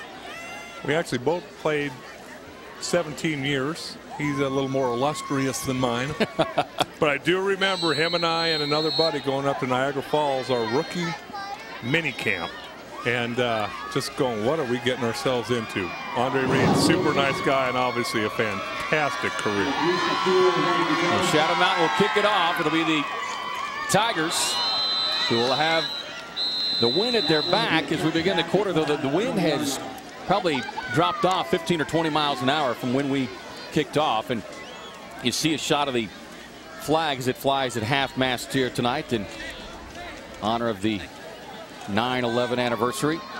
But when we kicked this thing off, that flag was Kevin, I had to drag you out of your truck. You said you're not going. You don't work in adverse conditions, but we got you out here. It's a nice night.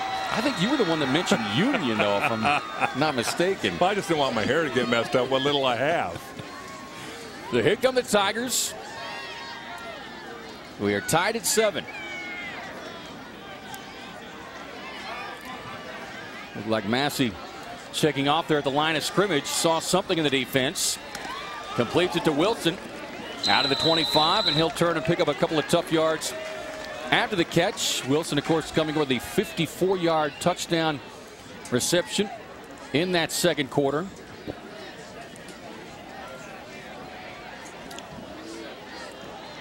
Anytime you catch 2 footballs and you go for 50 yards and you see the big touchdown catch today, he is number 84, Demetrius Wilson, big play receiver. But nice job by Massey there.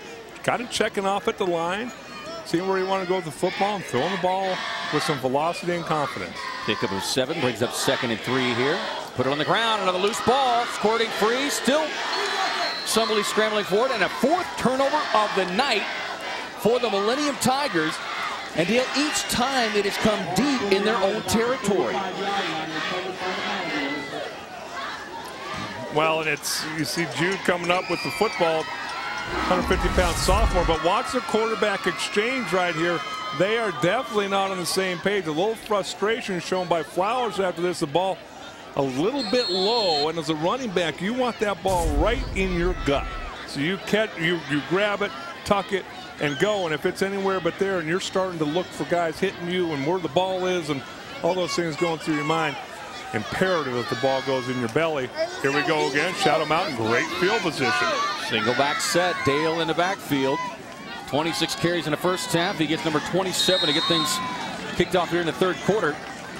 Now, as we talked about that yards per carry beginning to take a dip just a bit, and it's as a result of plays like that coming across to help make the top was Justin Teal.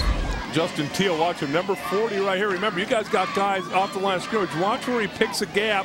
He's going to run right through there on block because the lineman can't get there. Nice job with his vision, quickness, making a decision and going to make the tackle. Twin set top of your screen. Dale finds a crease, cut back, leaping over one defender, and he'll get right at the 30-yard line, looks like, where they will mark it. So it'll bring up 3rd and short here for the Matadors. They'll mark it just on the other side of the 30, close to the 29. Boy, he does a nice job of making something out of what looks like nothing. I mean, he just the handoff to the left here. It looks like a bunch of Millennium jerseys around him, and he just kind of cuts back across the grain, high steps it, gains 6 yards, and gives him a manageable 3rd down. Tigers coming on a run blitz, and they run right into the hole, and they'll stack him up. So it'll bring up 4th and a long 5 here.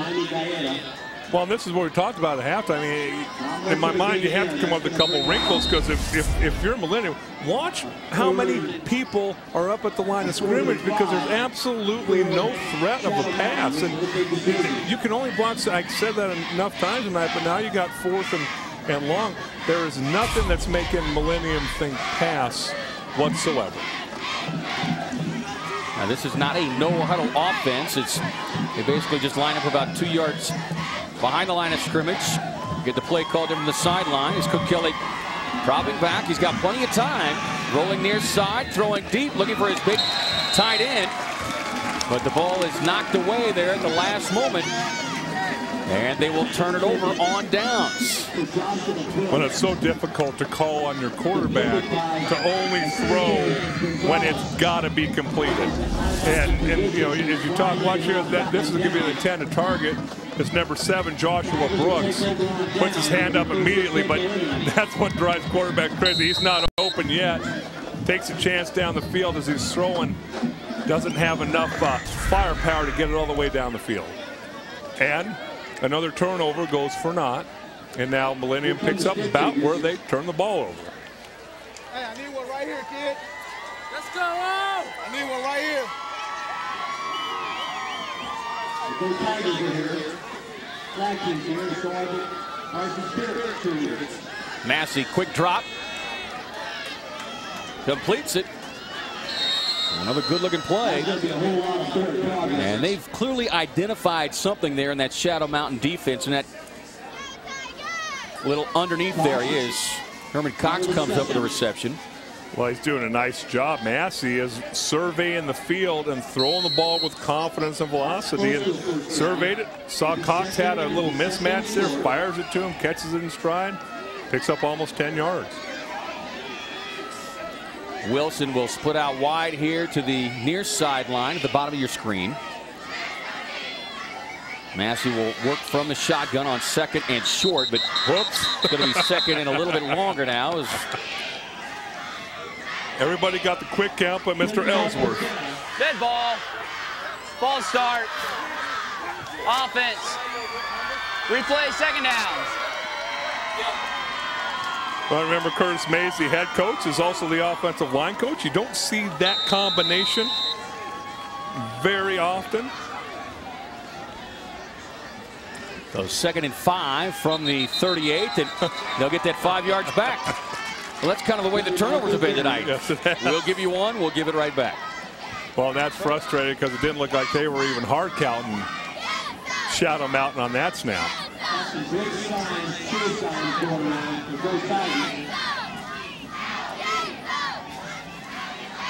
Well, earlier tonight we asked Cox digital subscribers our Cox interactive question of the game. What 4A1 region is the toughest in the state? Your choices were A, Desert Sky region, like the Saguaro, Chaparral, Paradise Valley, West Valley, Cactus, Peoria, Millennium, or the Keno region with Cienega, Nogales, and Sabino. Thanks for participating in tonight's Cox interactive question of the game. As it pass falls incomplete, knotted down there the line of scrimmage. Well, you have 3rd down and 1, and you drop back. You can take a shot, that's fine. Shadow Mountain does a nice job bringing 3 from one side unblocked. Massey unable to complete the ball down the field, but you bring up now 3rd down and short, where if you're Millenium, you got to be fairly confident you can pick this up as long as you can get the handoff. And that has not been a sure thing tonight.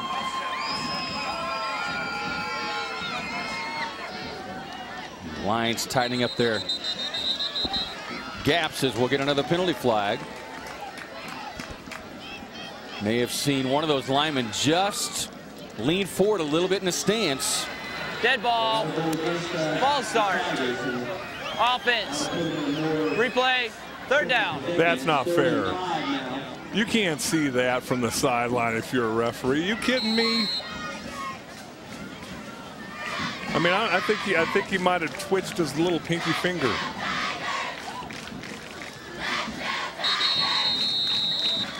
And another penalty flag.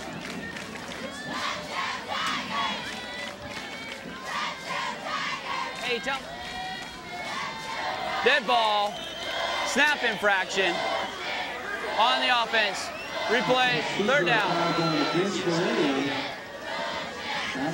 You see Curtis Mays trying to figure out what's going on. Well, so what was 3rd and a half a yard is turned into 3rd and 10. And definitely not a sure thing right now. Massey wants to throw. He'll roll near side. Has pressure. Wilson there. He's got the 1st down. Looking for more. Very nearly Broke free, but one last defensive gasp. Reeled him in, but not before a big pass and catch of 26 yards. Well, Wilson, the big target tonight and last week. Watch him here. Tremendous speed, nice route, okay. Catches the football, turns the defender around, and right here looks like he's almost gone. Nice job by number 29, Jason Rode, catching him before he gets his Jets underneath him. Fresh set of downs. Looking far side, got his man. And reeled in there at the 40-yard line. Jerry Hawkins on the reception. But Massey really looked like he's beginning to work into a rhythm here in this third quarter. There's absolutely no doubt about it. I mean, just the confidence with which you've seen him come after that first quarter. I mean, right there, he goes to throw the football. That wasn't a pump fake. That was easy. Well, he saw somebody. He has a wherewithal to hold the football, complete it. Doesn't want to take a chance on a bad play, gain some positive yards. And that previous pass, rolling out to his left, good protection up front, but rolling to your left as a quarterback, throwing across your body with some velocity helps to have a target like Demetrius Wilson. He was 8 of 10 in last week's route of Buckeye. And now we're going to get another whistle as we think we need to get the yard marker lined up. Advance the marker up to the 40-yard line, where it is 2nd and 6. And the Tigers on the move. Massey wants to throw again. This time, heavy pressure comes, looking for Wilson. Leaping high, takes it away from the defender. Still on his feet. And run out of bounds at the 2-yard line. My goodness, I mean, that looks like old number 84 for the Vikings, Randy Moss.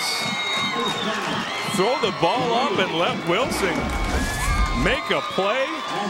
Under pressure, Massey says, let me go to my playmaker, and look at the catch. Goes over the defender. Great leaping ability, hand-eye coordination, good coverage downfield.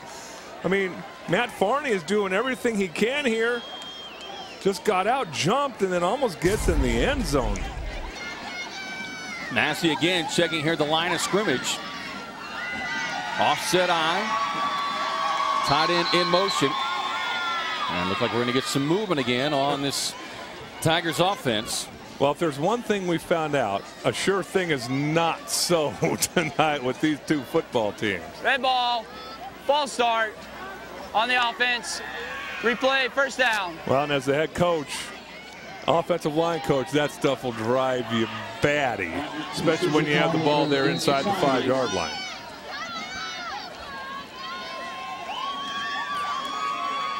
So 1st and goal to go from the 7.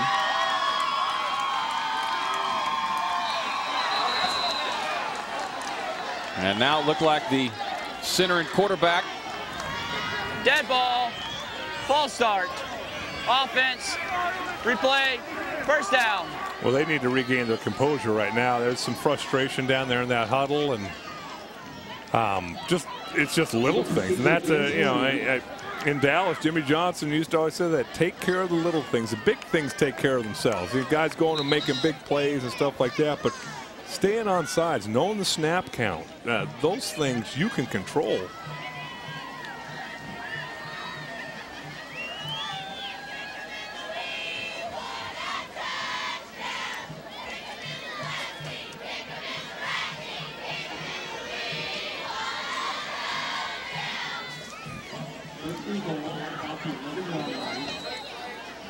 Well, it's interesting as you look at the formation here. 84, Demetrius Wilson out to the left. Looks like he's, well, they dropping back some coverage now so they don't get the slant route. Trying to run wide with Herman Cox. Trying to get to the corner. Does he get there? Yes. Touchdown Tigers. What a stiff arm from Cox.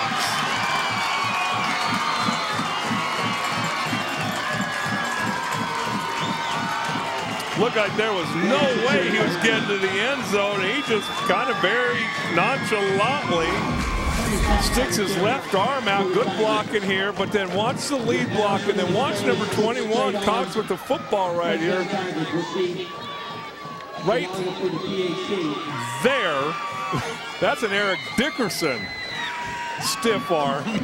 Nice job by Herman Cox getting into the end zone. I guess a couple penalties don't really matter. He gets 10 more yards to his rushing blocker. Well, we've not seen him with the football a lot tonight, but when he has had the football, been very impressed how he has carried himself.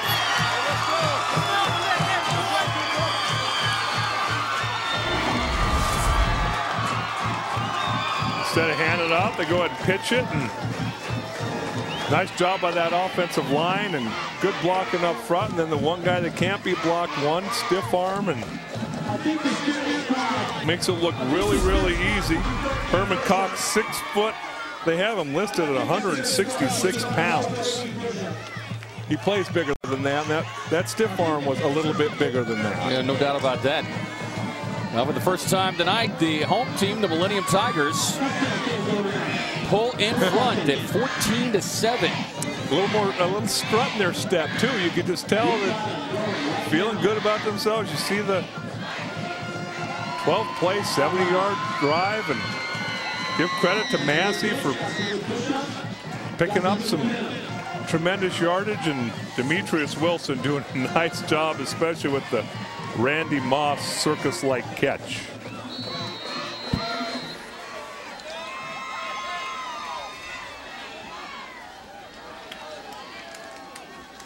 And you go back to Massey, 3 of 4 on that drive for at around 70 yards. They've done a lot of work for Shadow Mountain tonight. Short kick angled to the far sideline. Take it around the 12. And a horse collar there around the 22-yard line. On the return was Derek Huma. Well, Demetrius Wilson has put on quite a show this evening. The former track-only athlete has given him plenty of highlights. He's kind of liking this football thing. Nice job showing some toughness there, not going down very easily. Make sure you have that ball wrapped up. Nice big target for Mike Massey. 6'1", 175 pounds. Looks like he's a little bit taller than that. Here's Dale. And just continues to find running lanes that do not appear to be there. But those running lanes are getting harder and harder to find here against this Millenium defense. Like I said earlier, I mean, if you're the Millenium coaching staff, why are you even thinking anything about a pass? Because they've tried it a couple times and it has not bode well for them. And just go ahead and say, you know what, Dale, you're not beating us. Well, in their 7 previous drives, as Dale gets it again and met at the line of scrimmage and just trying to find that second gear, unable to do so. But in their 7 previous drives, 3 turnovers. Twice they have had to turn it over on downs. And of course the 1 missed field goal. They do have the 1 touchdown, but that came early on. And you touched on a couple of times the what ifs. What if they don't get those scores? Well, that's a reality now. They did not get those scores. And now they find themselves trailing. And you wonder at halftime how much Josh Seacock had to play part psychologist and part coach, because you talked about the domination statistically, but it was not reflected on the scoreboard. Well, especially in that first quarter. Now here we Pressure go. Coming to Kelly. Sacked. And a big loss at that. Flowers showing some of his defensive speed. And Cook Kelly with no chance on that one. Well, and when you put that speed, you're going to see him. He's going to be coming from over here. He comes absolutely untouched. And with Flowers' speed, you got to put a hat on him.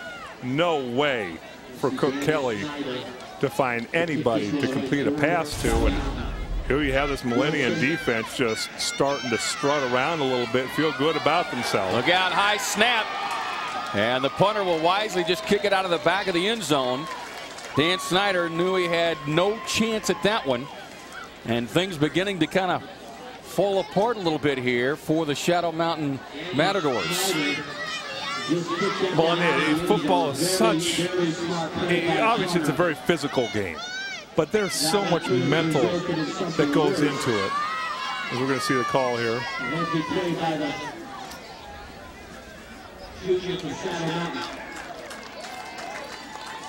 So a kickoff from the 20-yard line. And we said, we were watching that first quarter, we said Shadow Mountain should have 3 touchdowns on the board. They came away with 1, and you just wondered at some point, do you get demoralized? And because you as a player, you're going, we should be killing them. And you look up at the scoreboard in 1 play, and it's 7-7. And now you see here in the second half, that lack of a passing game has really hurt Shadow Mountain. You know, and has the wind, he's snapping with the wind. Nice job making sure that, you know what, bad things could happen there. Give a touchdown, kick the ball out of the end zone. Go ahead and say, you know what, we're going to try and play defense. Try and stop this Millenium attack. But I think what has to frustrate you all the more is adding to the domination statistically is the fact that you've gotten 4 turnovers and you've gotten the football in 80% of those situations deep in your opponent's territory. So it's not as though you've had to drive even 60 yards. We're talking 30 and 40-yard drives. And the Tigers figure to get great field position here. No, a good kick taken at the 20. Straight ahead on the return, across the 45, and finally brought down at the 47-yard line. So just as we suspected, good field position here on the return. James Castillo. And the Tigers will start this drive close to midfield. Well, that's the thing. You look at Shadow Mountain and everything going their way in the first quarter, running the football, controlling the clock, shortening the game. All those things working to their advantage, and they were doing that against the wind. Remember, they did that against the wind, and now they haven't been able to capitalize on it, and now this has turned into a game that definitely does not fit their strengths. Flowers single back set.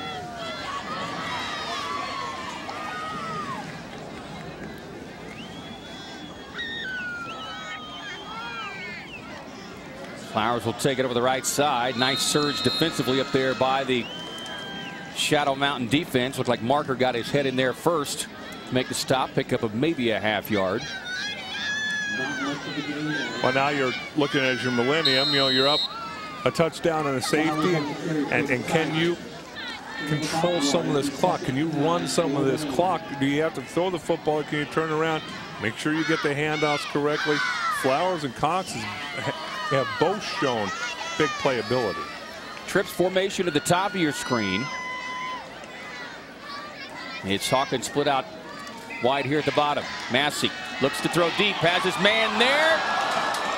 Off his hands, wide open. Flowers would have been racing to the end zone, and he knows it. Who's that guy who set the 100 and 200 meter record in the Olympics? Bolt. That's exactly who he reminded of. He's right in the middle of the 3 trips to the right and just runs. Great pass by Mike Massey, puts it right in his hands. And now let's see how they come back from a little adversity. 3rd and long. Don't want a mistake. Don't want something to give Shadow Mountain any momentum right here if you're Millenium. They will run Wilson out wide at the top of your screen. Part of that trips formation. Blitz coming.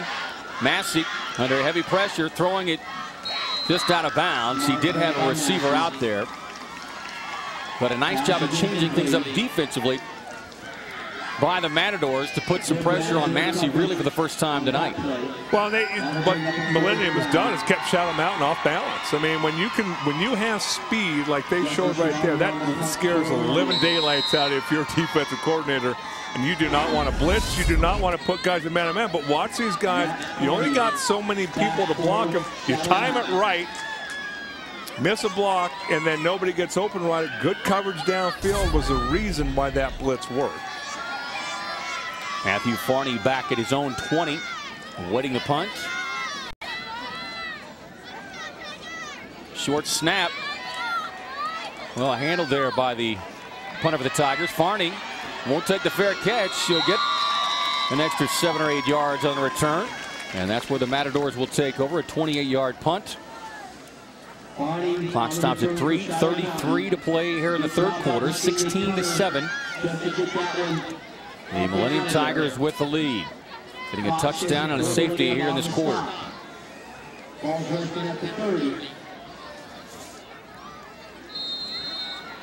First and 10, Shadow Mountain.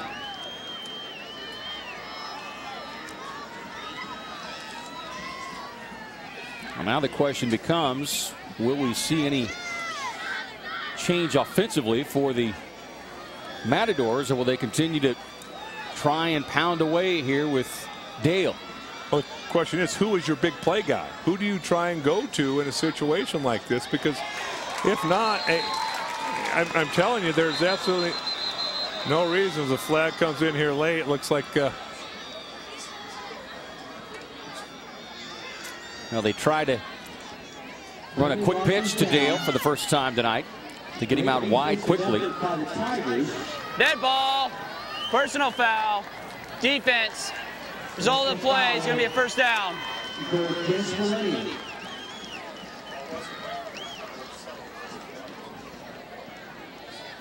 well, and these are the things that are going to keep Shadow Mountain in the game. You can't hit. You can't hit late. You got to play sound. You hold them to a 3 or 4 yard loss here. Nice job by Flowers getting upfield. You get them on the ground. And Number although 55. It's not, Tom Dominguez, not really a punishing blow, so don't do it. Dale straight ahead. That is a punishing blow as he is met right at the line of scrimmage and sent backwards. And yards per carry average is continuing to take a hit as well. We've called Justin Teal's name a few times, and I mean, you can't fault the offensive line. I mean, they're blocking as well as they can, but when there's 4, 5, 6 guys there in the middle, it's frustrating. Now remember, Dale had 26 carries in the first half. And remember now, Shadow Mountain has not completed a pass, and there's 2 minutes and 26 seconds left in the third quarter. Dale trying to find some running room and does all this on his own. What a tough running kid. So easy to get frustrated. He gets hit behind the line of scrimmage. He's spinning, turning, churning. Gives his club a manageable third down here. Very, very impressed. Matadors looking for what would be just their second first down at this third quarter. The last one coming via a penalty. Twins out near side, bottom of your screen. Dale gets it and blasted right there at the line of scrimmage. Andrew Irwin. Dale still on the ground. Almost didn't see that hit coming.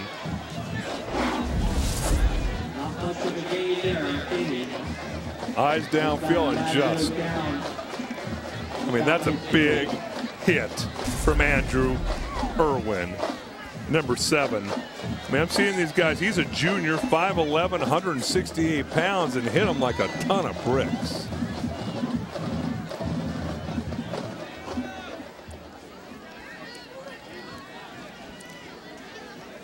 Well, with Thursday night football, that means you got plenty of action coming your way.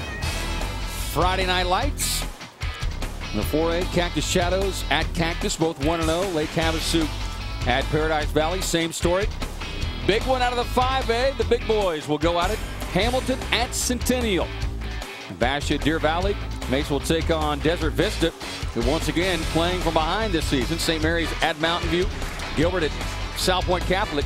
And in the 3A, 2A division, Sholo at St. John's and Phoenix Christian at Valley Christian, which is always a terrific battle. And I thought just any game the SaberCats played in was a big Friday night game, right? From Saguaro, they're playing the other Saguaro who spells their school name wrong. You've reminded them that a couple times, right? Yeah, well, I mean, come on. Got to get it right.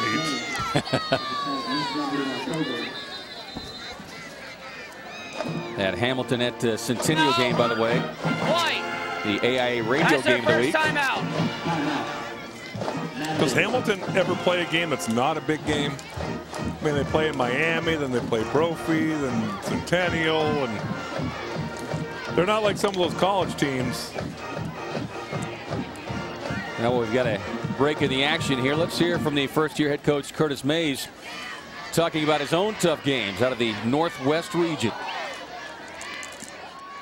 It's difficult. You know, you have 5 of the 6 teams going into the playoffs, you know, last year, and, you know, every year going into Cactus, Peoria, going into all the region teams, it's going to be difficult because each year they're going to get into the playoffs and they have that region title. So, I mean, we don't ever underestimate any of those teams. It's always going to be a big game. And I think that's what you've really seen now with the population growth here in the West Valley. Really did used to just be Cactus and Peoria, but of course Centennial now with the last 5 or 6 years. And you've got Millenium coming off of a playoff appearance a year ago at 9-3. So some terrific football being played out here in the West Valley as Shadow Mountain will punt it away. A terrific punt at that. Fielded back around the 12-yard line. We're going to get a penalty flag and a block in the back. Wilson showing you some of his running skills, but Shadow Mountain manages to corral him. But the Tigers, it looks like, are going to be hit with another big penalty here. And will start once again deep in their own territory.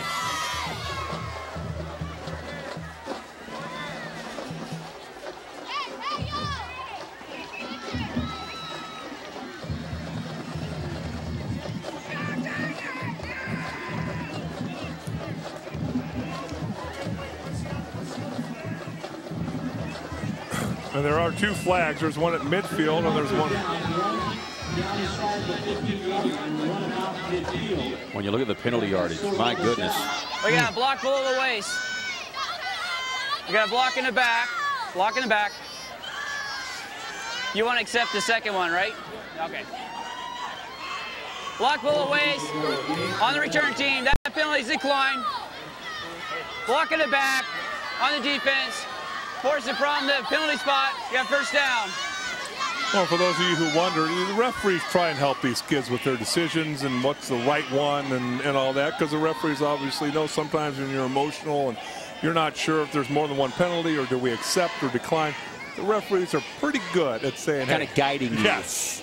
Are you sure you want to do that? You might want to check again. And obviously right there gives Millenium poor field position again, and this is a point where Shadow Mountain needs to come up with some type of big play defensively, try and get this game back on their terms. Well, they may need their defense to score. They forced 4 turnovers. The Tigers will keep it on the ground here.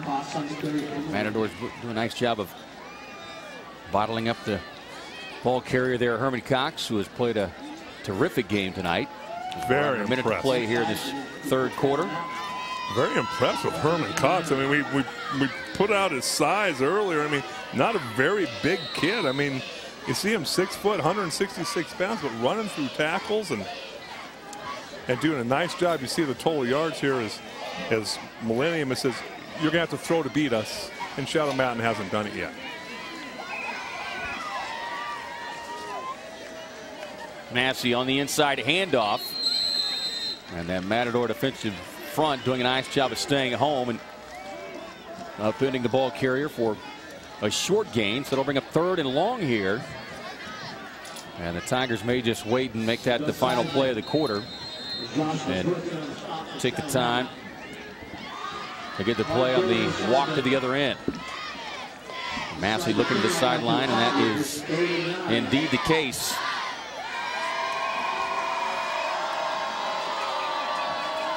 So a big 3rd quarter for the home team, the Millenium Tigers.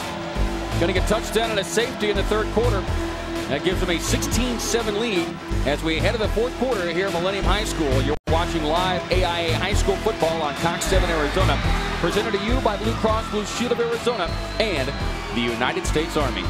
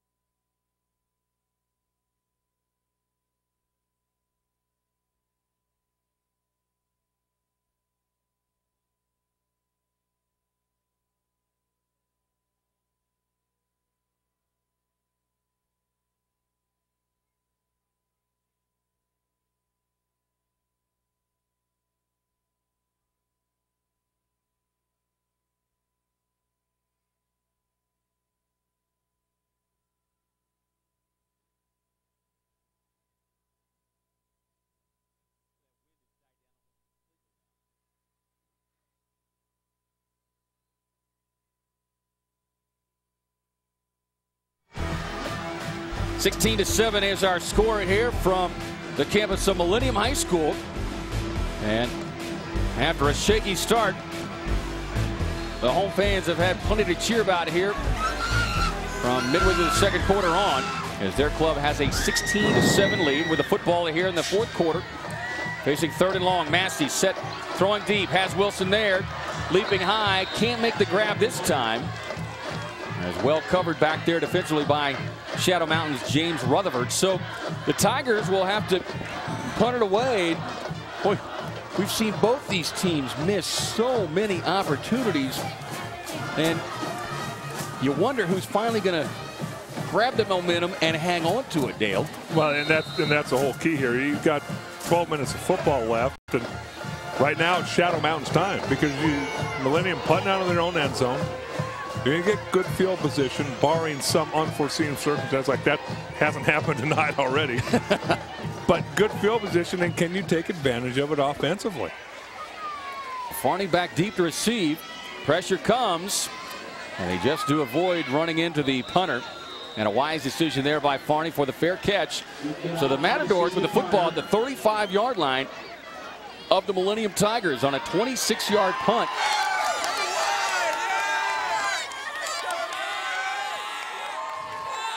See, they asked me to be one of those guys with their shirts off, and I said, yeah, you know, I got to come up here and do the game. I'm going to be the T. Being the Adonis that you are. Yeah, you know. Adonis and Dale in the same sentence, just there's something wrong about that.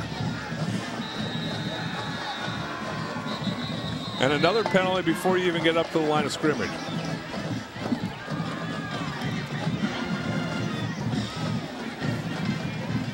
Well, you saw the graphic a moment Dead ago. Ball, substitution, offense, replay, first down. And you had mentioned it also. These pre-snap penalties, those are first game penalties. You're going to have some illegal motions. You're going to have some of those things, but you got to have 11 guys on the field. And by the second game of the season, that needs to be a foregone conclusion. It can't be every series to start it off minus 5 yards. They will work from the shotgun. Inside handoff as they show a new wrinkle offensively here, and it results in a nice pickup for the ball carrier Derek Pluma, 5'8", 185-pound senior. And the shotgun may be the formation they're going to need to run Cook Kelly out of to try and give him some time to throw. 2nd and 8. Remember, though, the Matadors need 2 scores. Cook Kelly, busted play, looking to throw. And boy, a heads-up play there by the quarterback, because clearly it appeared that Dale was supposed to get the football, but rather than eating it, Cook Kelly making a quick throw out to the only player who was in the vicinity. And instead of another penalty, it'll at least face 3rd and 8 here from the 34 of Millenium. Well, the thing that you've seen, in my mind, the quarterback, Mike Massey, as this game's gone along, has developed confidence, throwing the ball with velocity, knowing where to go with it. And Cook Kelly right now struggling. And that's just a function of the offense, and he needs to make a couple of these plays down the stretch for his team to win. Here comes the blitz. Man on the outside, but even had he completed it, would have been well short of the first down. Looking outside to James Rutherford. The Millenium again coming in with 6 or 7 players on the blitz and facing 4th and long and trailing 16-7. Well, and as you're sitting there watching this 4th down, I mean, you're in that like no man's territory. They're going to use another time where, hey, if you punt it, what are you going to gain? 20 yards? You have the possession. You got to try and do something, but yet you know your offense is uncomfortable doing what needs to be done here to pick up this 4th down. Now for Cook Kelly, it has been a tough night. Has yet to complete a pass. He is 0 of 9 and has the 1 interception as well.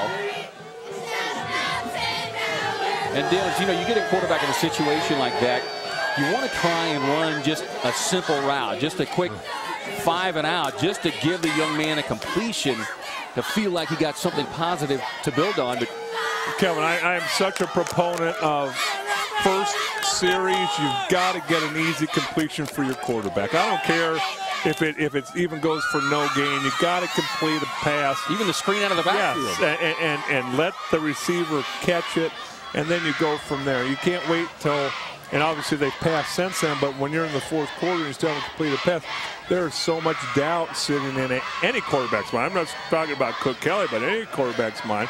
And now it's fourth down. You haven't developed any rhythm or confidence. Very difficult. On the shotgun again. Kelly with time to throw. Flushed out of the pocket, though. There is a penalty flag.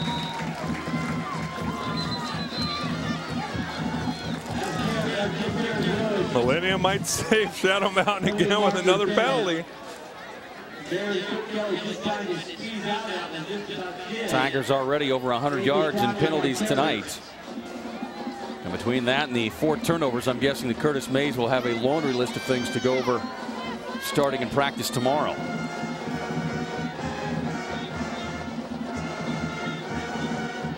A lengthy conference taking place here between the two officials. What do you think they're talking about? What'd you have for dinner tonight? I thought we'd get pepperoni mushroom. I don't know, maybe. Boy, Kevin and Dale look good in the same colored shirts again for the 4th week in a row.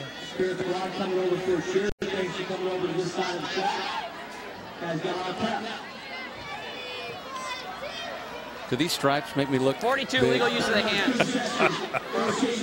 They're vertical, though.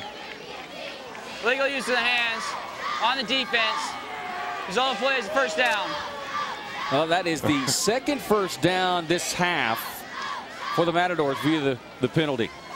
And the yardage penalty-wise just continues to mount here for the Millenium Tigers.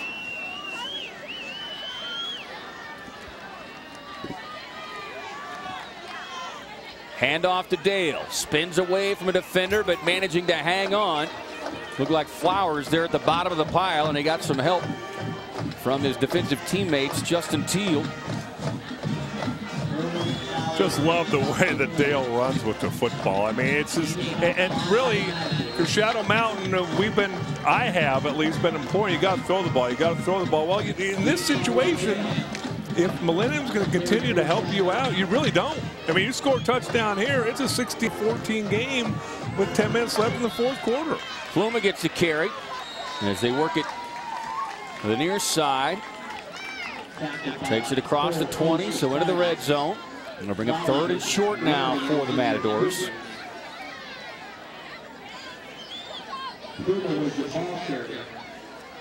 Shadow Mountain dominating early, forcing 2 quick turnovers. Could have easily been up 14 or 17 to nothing. Had a 31-yard field goal just go wide right. But they have been fighting uphill ever since. Here's Dale looking to her left, cut back to the right. Flowers giving chase, and there is some incredible closing speed. And did he force a turnover as well? He did.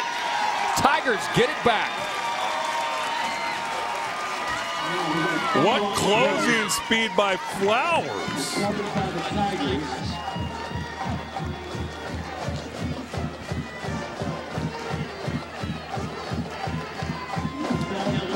I mean, Flowers has been all over the football field. I like the formation here. Shadow Mountain's got everybody spread out both sides, so there's only so many people in the box.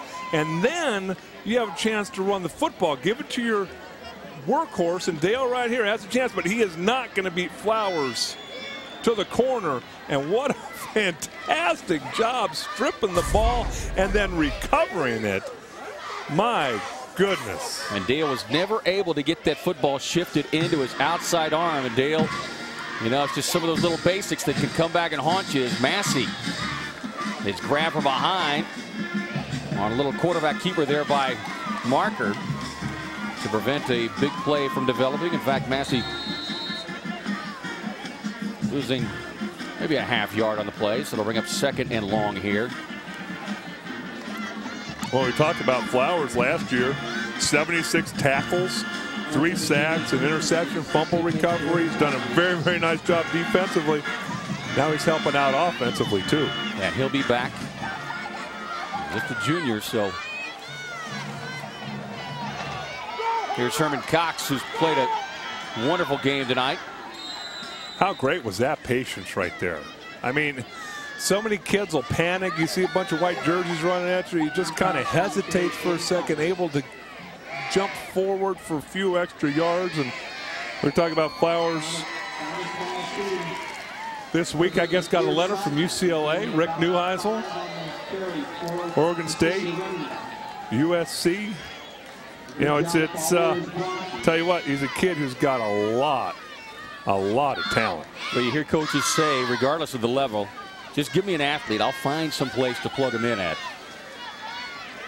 Another great thing about that run by Cox, you notice he had the opportunity to go out of bounds, and he just kind of dropped right there in front of the near sideline. As now we'll get a stop in play with 7:49 in the 4th here, and a timeout being called down on the field by the Tigers. Well, I'm glad you pointed that, because a lot of those, you know, there's no place on the stat sheet for that. There's, you know, just like in basketball, there's a lot of hustle things that go on where you can't find a column for that. Well, for football smarts, there's just not a column for that. You know, that's the thing you try and coach, try and teach, but a lot of kids just don't get it. I just loved his poise coming to the edge there. No, okay, I'm going to get hit here, but I'm going to go forward, gain some positive, and I'm staying inbounds. Well, I've got a break in the action. Let's take a look at the 4A1 rankings. The Saguaro spelled the right way. There you go. According to our good friend Dale Hillestrade. CDO. We got the Peoria Panthers once again. Followed by the Firebirds of Chaparral, Sabino, Cactus, and Paradise Valley. Are they really going to play the schedule out there in that division, or are they just going to crown the Sabercats again? Oh, wow. I got to throw it out there now. You I'm glad you don't wear your colors on your sleeve, or on the air for that matter. 3rd and a long 5 here for Massey, and Flowers who gets the pitch. Nice cutback. Boy, you mentioned Eric Dickerson. He does kind of have that glide about him, doesn't he? He does. He's so patient. And the other thing you got to give credit to this Millennium coaching staff is that they're giving him a few blows here and there. He's still very fresh, and you need him on 3rd and long. Toss the ball out to him and say, go get him. Play. I mean, he just plays bigger. You see that? 8 yards every time he touches the ball, and had a chance for the huge play in the passing game, which I promise you down the line, he will become an integral part of that. Kind of fashions himself after an NFL rusher who's not quite at the Eric Dickerson stage yet, but could get there. Adrian Peterson. Massey stumbles, still delivers a pass, completion to Cox, across the 40, cut back at midfield, still upright, and boy, just love watching this young man play. Just has kind of a gear that both these guys. I mean, well, watch Massey here. I mean, under huge pressure right there, able to get the ball into his running back's Cox's hands. Watch the arm over right here. A little dangerous, but he had it pretty secure there. Gets the first down. As you said, still stays in bounds. He comes out for a blow. You have Flowers back in there. Just love the way this offense has continued to improve as the game's gone along. Well, and I think you can see the difference that Massey has in the balanced attack, the different weapons that he has by comparison with Cook Kelly and Dale, as Flowers just took a run that probably should have been a pickup of 2 or 3. And remember now, he's a junior. 6'2", 193. I mean, he's got that frame that college recruiters drool over. Because you look at him and go, in another year, 6'3", 210, with a little bit more seasoning. I mean, and then continues to improve. I mean, just great vision, patience, both of them. I love Cox and Flowers as much for their talent as their patience and smarts. Massey looking to throw deep. Has Wilson there. Led him by just an extra step or two, but good coverage out there by Shadow Mountain's James Rutherford, who did a nice job of really kind of containing Wilson early on. Well, here's tonight's Arizona Exterminating hit of the game. Arizona Exterminating, home of the all-pest solution, the green solution. And Andrew Irwin says hello to Mr. Dale. Bam! Dale down on the ground for a couple minutes there, but got up and came back into the game. Nice hit by number 7. Cox 7. Now, I'll tell you what, if we had a Leatherneck Award, it would go to Giancarlo Dale, because he has played his backside off tonight and has taken a pounding. Pitch going to Flowers. And boy, Marker, another Matador who has played a terrific game for the Matadors. He has been all over the field defensively, in the backfield, in the secondary. Well, you see number 47, Marker, right here. Watch, he's one of those linebackers that that are unblocked. Great vision, and then look at him get upfield. And what you notice is when they don't hesitate, good things happen. It's when you think on the football field, you tend to have trouble. Right there, Marker just came upfield, made the tackle.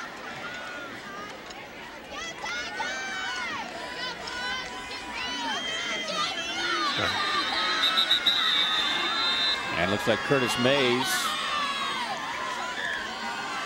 not liking the play call, wanting to change the play call perhaps on 3rd and long. We'll burn another timeout. This comes with 5:18 to play here in the 4th, and his team, the Millennium Tigers, on top 16-7, trying to move to 2-0. Well, and a couple plays ago, we were talking about the hit of the game, but you know what? This Millennium coaching staff said, hey, Massey, drop back. I have confidence that you're going to throw the football to Demetrius Wilson, and you're not going to underthrow it. Throw it out there. Let him go try and make a play. If he doesn't, it's going to be incomplete. In my mind, that shows such tremendous confidence in your quarterback to do that, and they did a wonderful job. Take a look at what lies ahead for the Matadors of Shadow Mountain. They'll take on Thunderbird with back-to-back home games coming up, and then taking on your Saguaro SaberCats. Well, they got to be mine. Well, I believe you've recognized them as that all night long. Is that SAG? At Cactus Shadows, at Apache Junction. Taking on McClintock, at Chaparral, at Mojave, and then the... How can that not be the toughest league in the state? Please. Where's my button? Your mute button? Beautiful pass. Completed Massey on the far side to James Castillo, who had to go down and dig it out. Boy, put it right in the gap. Well, the one thing we talked about coming to the game, you got Shadow Mountain who can plow, horse you through, and then you got some speed from Millennium. Castillo here just runs away from coverage, and great hand-eye coordination, going down and getting that football on 3rd and long. What a huge play to take this clock under 5 minutes. I mean, but the speed, you could just tell the speed with this Millennium team is going to take them places. They'll operate out of the offset eye now, and I would imagine begin to really use the clock to their advantage here. Here's Flowers, sheds one defender, splits 2 more defenders before he's finally brought down, but not before a pickup of 12. I think a star is born. No, I think we've seen a couple of stars. Flowers, Cox, Massey. I mean, watch the block in here. They're going to come down here, and then watch Flowers. I mean, he's going to get hit, but it's bam, the pulling guard tackle gets hit right there. Hardly breaks stride, running through tackles. I mean, he does. He reminds me of an Eric Dickerson, where he kind of runs upright, but yet he doles out some punishment when he wants to. You know, we talked about that Shadow Mountain offensive line. Let's not overlook this Millennium offensive line, because you think back to those first 3 series, they were getting worked over. They were trying to run the football. Nothing was working. Had not really unleashed the passing attack yet. As we get another penalty flag here. Ball carrier stopped in the backfield. But that Millennium offensive line has done a pretty nice job tonight in their own right. Well, in this offseason summer, Mike Wiggle Bell. shift. White captain, white captain.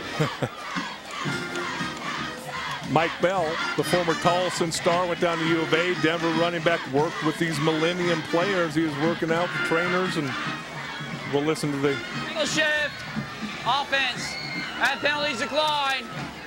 Second down. And you just wonder how much of an influence you see of Flowers, who didn't play offense last year. Now he's playing offense and defense and having fun. And boy, he just looks like a natural with that ball in his hand.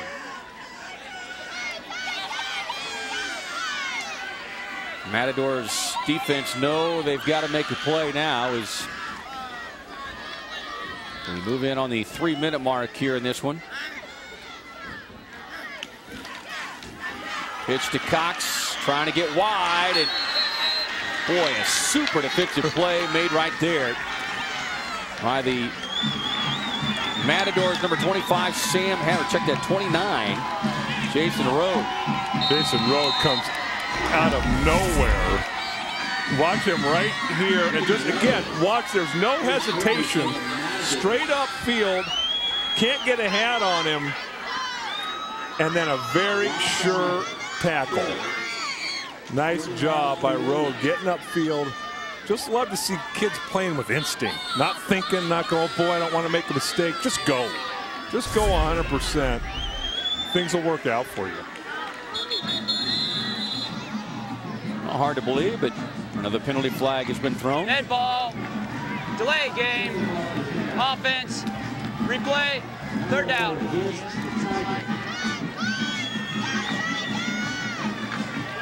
Well, I tell you what, without penalties, Millennium probably has another touchdown, field goal, or something like that. But they sure are keeping us and our viewers interested. And we'll give the coaching staff something to talk about as you see the penalties right there. And Curtis Mays, I think, is just about fed up with the yellow flags as well. You saw, based on his expression in signaling out the play. Here's Cox.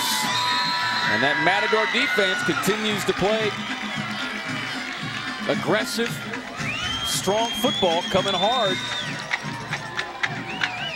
Well, 47, Mark Marker, as Brooks comes up the tackle, but Mark Marker, number 47, is the guy who's upfield, who breaks everything down. You can see him right here. Watch 47 get the penetration, and this is why the play breaks down. I mean, you get up and he runs right in behind the pulling guard and tackle, able to trip him up just a little bit. Obviously, does a nice job doing that, and then the rest of his buddies come and help him out. And the Matadors looking for a stop here. Keep their slim hopes alive with under 2 to play here in the 4th. Massey back deep, throwing far sideline. And just a little too much on that one as Massey is sent down hard after delivering the pass. So the Matadors will take over on down as we take another look at it. Well, good pass rush, and 4th and 30. You figure they're going to throw the ball a little bit, and Massey takes a fairly big shot here. There's 4 white jerseys around him. But a nice job by this offense. Although they didn't score, they had a few penalties. They did take the clock to under 2 minutes left. And as we said earlier, Shadow Mountain's forte is not exactly whipping the ball down the football field. Now you say they didn't score, but pointing out that just as good as the score was the 7.5-minute drive that they put together, forcing Cook Kelly into a desperate passing situation, still looking for his first completion. Throwing deep, far sideline. Farney there. Made the catch, but was out of bounds in doing so. And a nice adjustment by Farney, who turned twice in order to find the football, but just ran out of real estate. Tough break there for Farney and the Matadors. Well, it's always tough, too, is when you're a running football team and now you're put in this situation as an offensive lineman. Now you have to pass block, and you're pass blocking guys who know you're passing, and that's not what you're best at. And I know that from personal experience. When I was at SMU, if we pass more than 8 times a game, it's because we're behind, and that's no fun. And this is what Shadow Mountain is facing right now against a pass rush that's just coming after him. Well, he swings it outside to Dale. Good throw there by Cook Kelly, who, if nothing else, just wants to complete a pass before the night wraps up.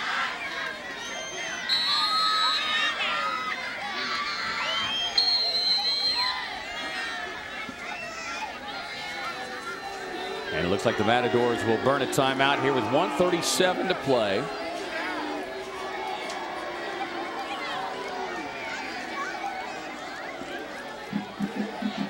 Let's take a look at the East Valley Tribune Varsity Extra play of the game. For the best coverage of high school sports, check out the Varsity Extra in the East Valley Tribune. And Demetrius Wilson, the former track star, has suddenly turned into the Demetrius Wilson football star here at Millennium. Done a wonderful job tonight. We saw his numbers from last week, and then here, throw the ball up, let your playmakers go do something, and that's exactly what he does here. Fantastic hand-eye coordination, coming down with the football, and you say, you know what, kind of a nice decision. I do like track, but kind of fun to be out here. And we talked about earlier in the game where, you know, you see a lot of fast guys who say, hey, I want to go play football. It doesn't always translate, I'm fast, I'm a good football player, because there's hitting, there's catching, there's other things like that. You don't got the little shorts on and all that. You got shoulder pads, and some guys run a lot faster in shorts and shoulder pads, but he's done a wonderful job. You see the numbers there. That yards per catch is pretty good. Well, and you wonder what kind of scholarship opportunities might come his way based on that decision, as Cook Kelly is running for his life right now and trying to get out of bounds to stop the clock, but unable to do so as they continue to keep it going with 1:20 and counting. Well, it's a great example, and I try and tell anybody who will listen, you know what, don't be a one-sport guy in high school. Because you know what, he very well might draw more interest football-wise and track-wise because he's out here. Or the track guys might go, gosh, he's versatile. You know what, I might give him a chance, more of a chance track-wise. Do as much as you can when you're in high school, and he's a great example. Maybe not Division I, but a lot of Division I AA schools love those kind of athletes. Cook Kelly stepping up into the pocket. He'll just tuck it and run. Down the far sideline and try to get as much as he can. He's got the first down as he crosses midfield into Millennium territory, but that will leave just 39.9 to work with. Well, nice job eluding the blitz there. I mean, he was dead to rights, had somebody coming absolutely untouched. Cook Kelly letting his athletic ability take over here, avoiding the blitz and just taking off with the football, picking up the first down and being a football player. From the shotgun. Got time to throw. And he's just going to tuck and run. And very easily could have gotten a penalty flag, maybe called on that one, but I think the officials have seen enough of the yellow laundry as well. With 20 seconds remaining, they'll just tell him get up and play.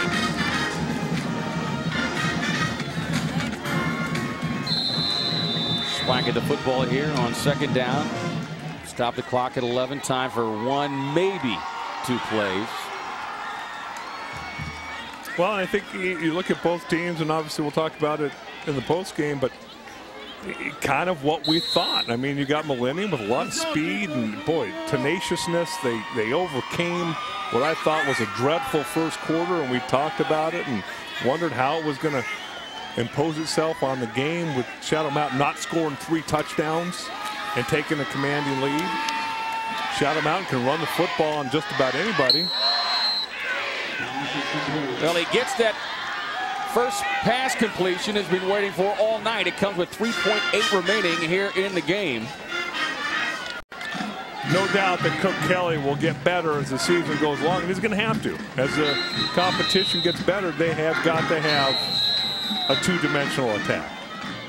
And he'll quickly spike the football. That'll leave them time for one shot with 1.2 remaining. And people at home, I'm sure, saying, why don't you just run the clock out? Well, he knows his team needs to work on situations just like this. And that's the thing that's a little bit frustrating for your fans sitting at home. This is something that Cook Kelly probably hasn't done before. So let's do a Hail Mary. Let's throw it to the end zone. Let's work on it now. Pressure comes. He heaves it.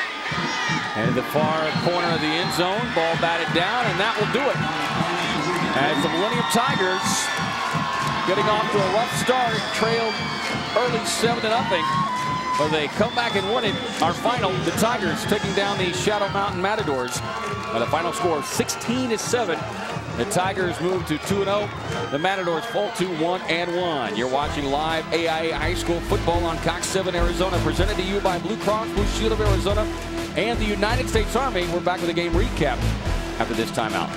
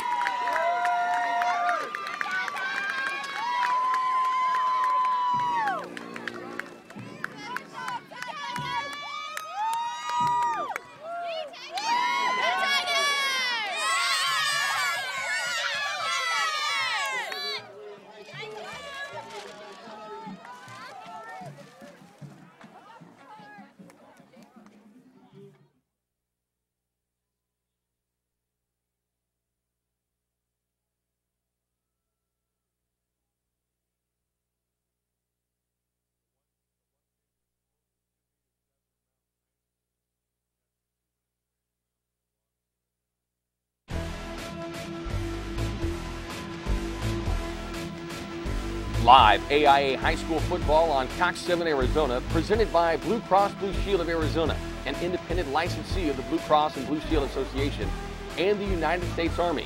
Army Strong is brought to you by Arizona Exterminating, home of the all-pest solution, the green solution, by SCF Arizona, and Work for You, by the East Valley Tribune Varsity Extra for the best coverage of high school sports, and by Ashley Furniture Home Store. You're going to love this place. Back on the campus of Millenium High School, where the Tigers moved to 2-0 after their 16-7 win over the Shadow Mountain Matadors. And clearly a game that both coaches and their staffs will have plenty to talk about. But for the Tigers, I think in the end, despite all the penalties, despite all the turnovers, you could see their talent just took over in the ball game. They have a ton of talent, and I'm sure everybody will agree with me that it's much better to teach from a win than a loss. And you can go in and the coaching staff will in and go, you know what, hey, it was ugly. And we got so many things we have to work on. But it's a win. And the other thing that jumped out at me, and we talked about earlier in the game, you know, Dale from Shadow Mountain started averaging 8.5 to 9 yards per carry. End of the game, he ended up with 176 yards, which is wonderful, but his average went down to under 5. And only 10 second-half rushing attempts after 26 first half. Need to have a little bit more balanced attack if you're Shadow Mountain. I think Millenium cut down on your penalties, and you can play with just about anybody here in Arizona. Well, a terrific ball game, and glad you could join us for it here on our Thursday night Cox 7 AIA Game of the Week. Well, going to be a great non-region 5A2 showdown next week when the 2007 state runners-up, the Westview Knights, come calling on Northwest region contenders, the Skyhawks of Deer Valley, in what should be an entertaining game. Those schools coming off wins in their first outings. Westview defeating Maryville 53-7, and Deer Valley winning against Sunrise Mountain 41-20. Live AIA High School football on Cox 7 Arizona next Thursday night at 7 p.m. presented by Blue Cross Blue Shield of Arizona and the United States Army. As always, special thanks to our entire Cox 7 crew dealing with the weather conditions early on. Turned into a beautiful evening Our stats taken care of tonight by Donnan Stats Inc., a.k.a. one Seth Donnans. Our stage manager, Miss Denise Hawkins. For our producer, Rich Reed, director Pete Gordon, and my partner Dale Hellestray, I'm Kevin Ray. Once again, the final 16-7, the Millennium Tigers win it. So long, everybody. Have a great night.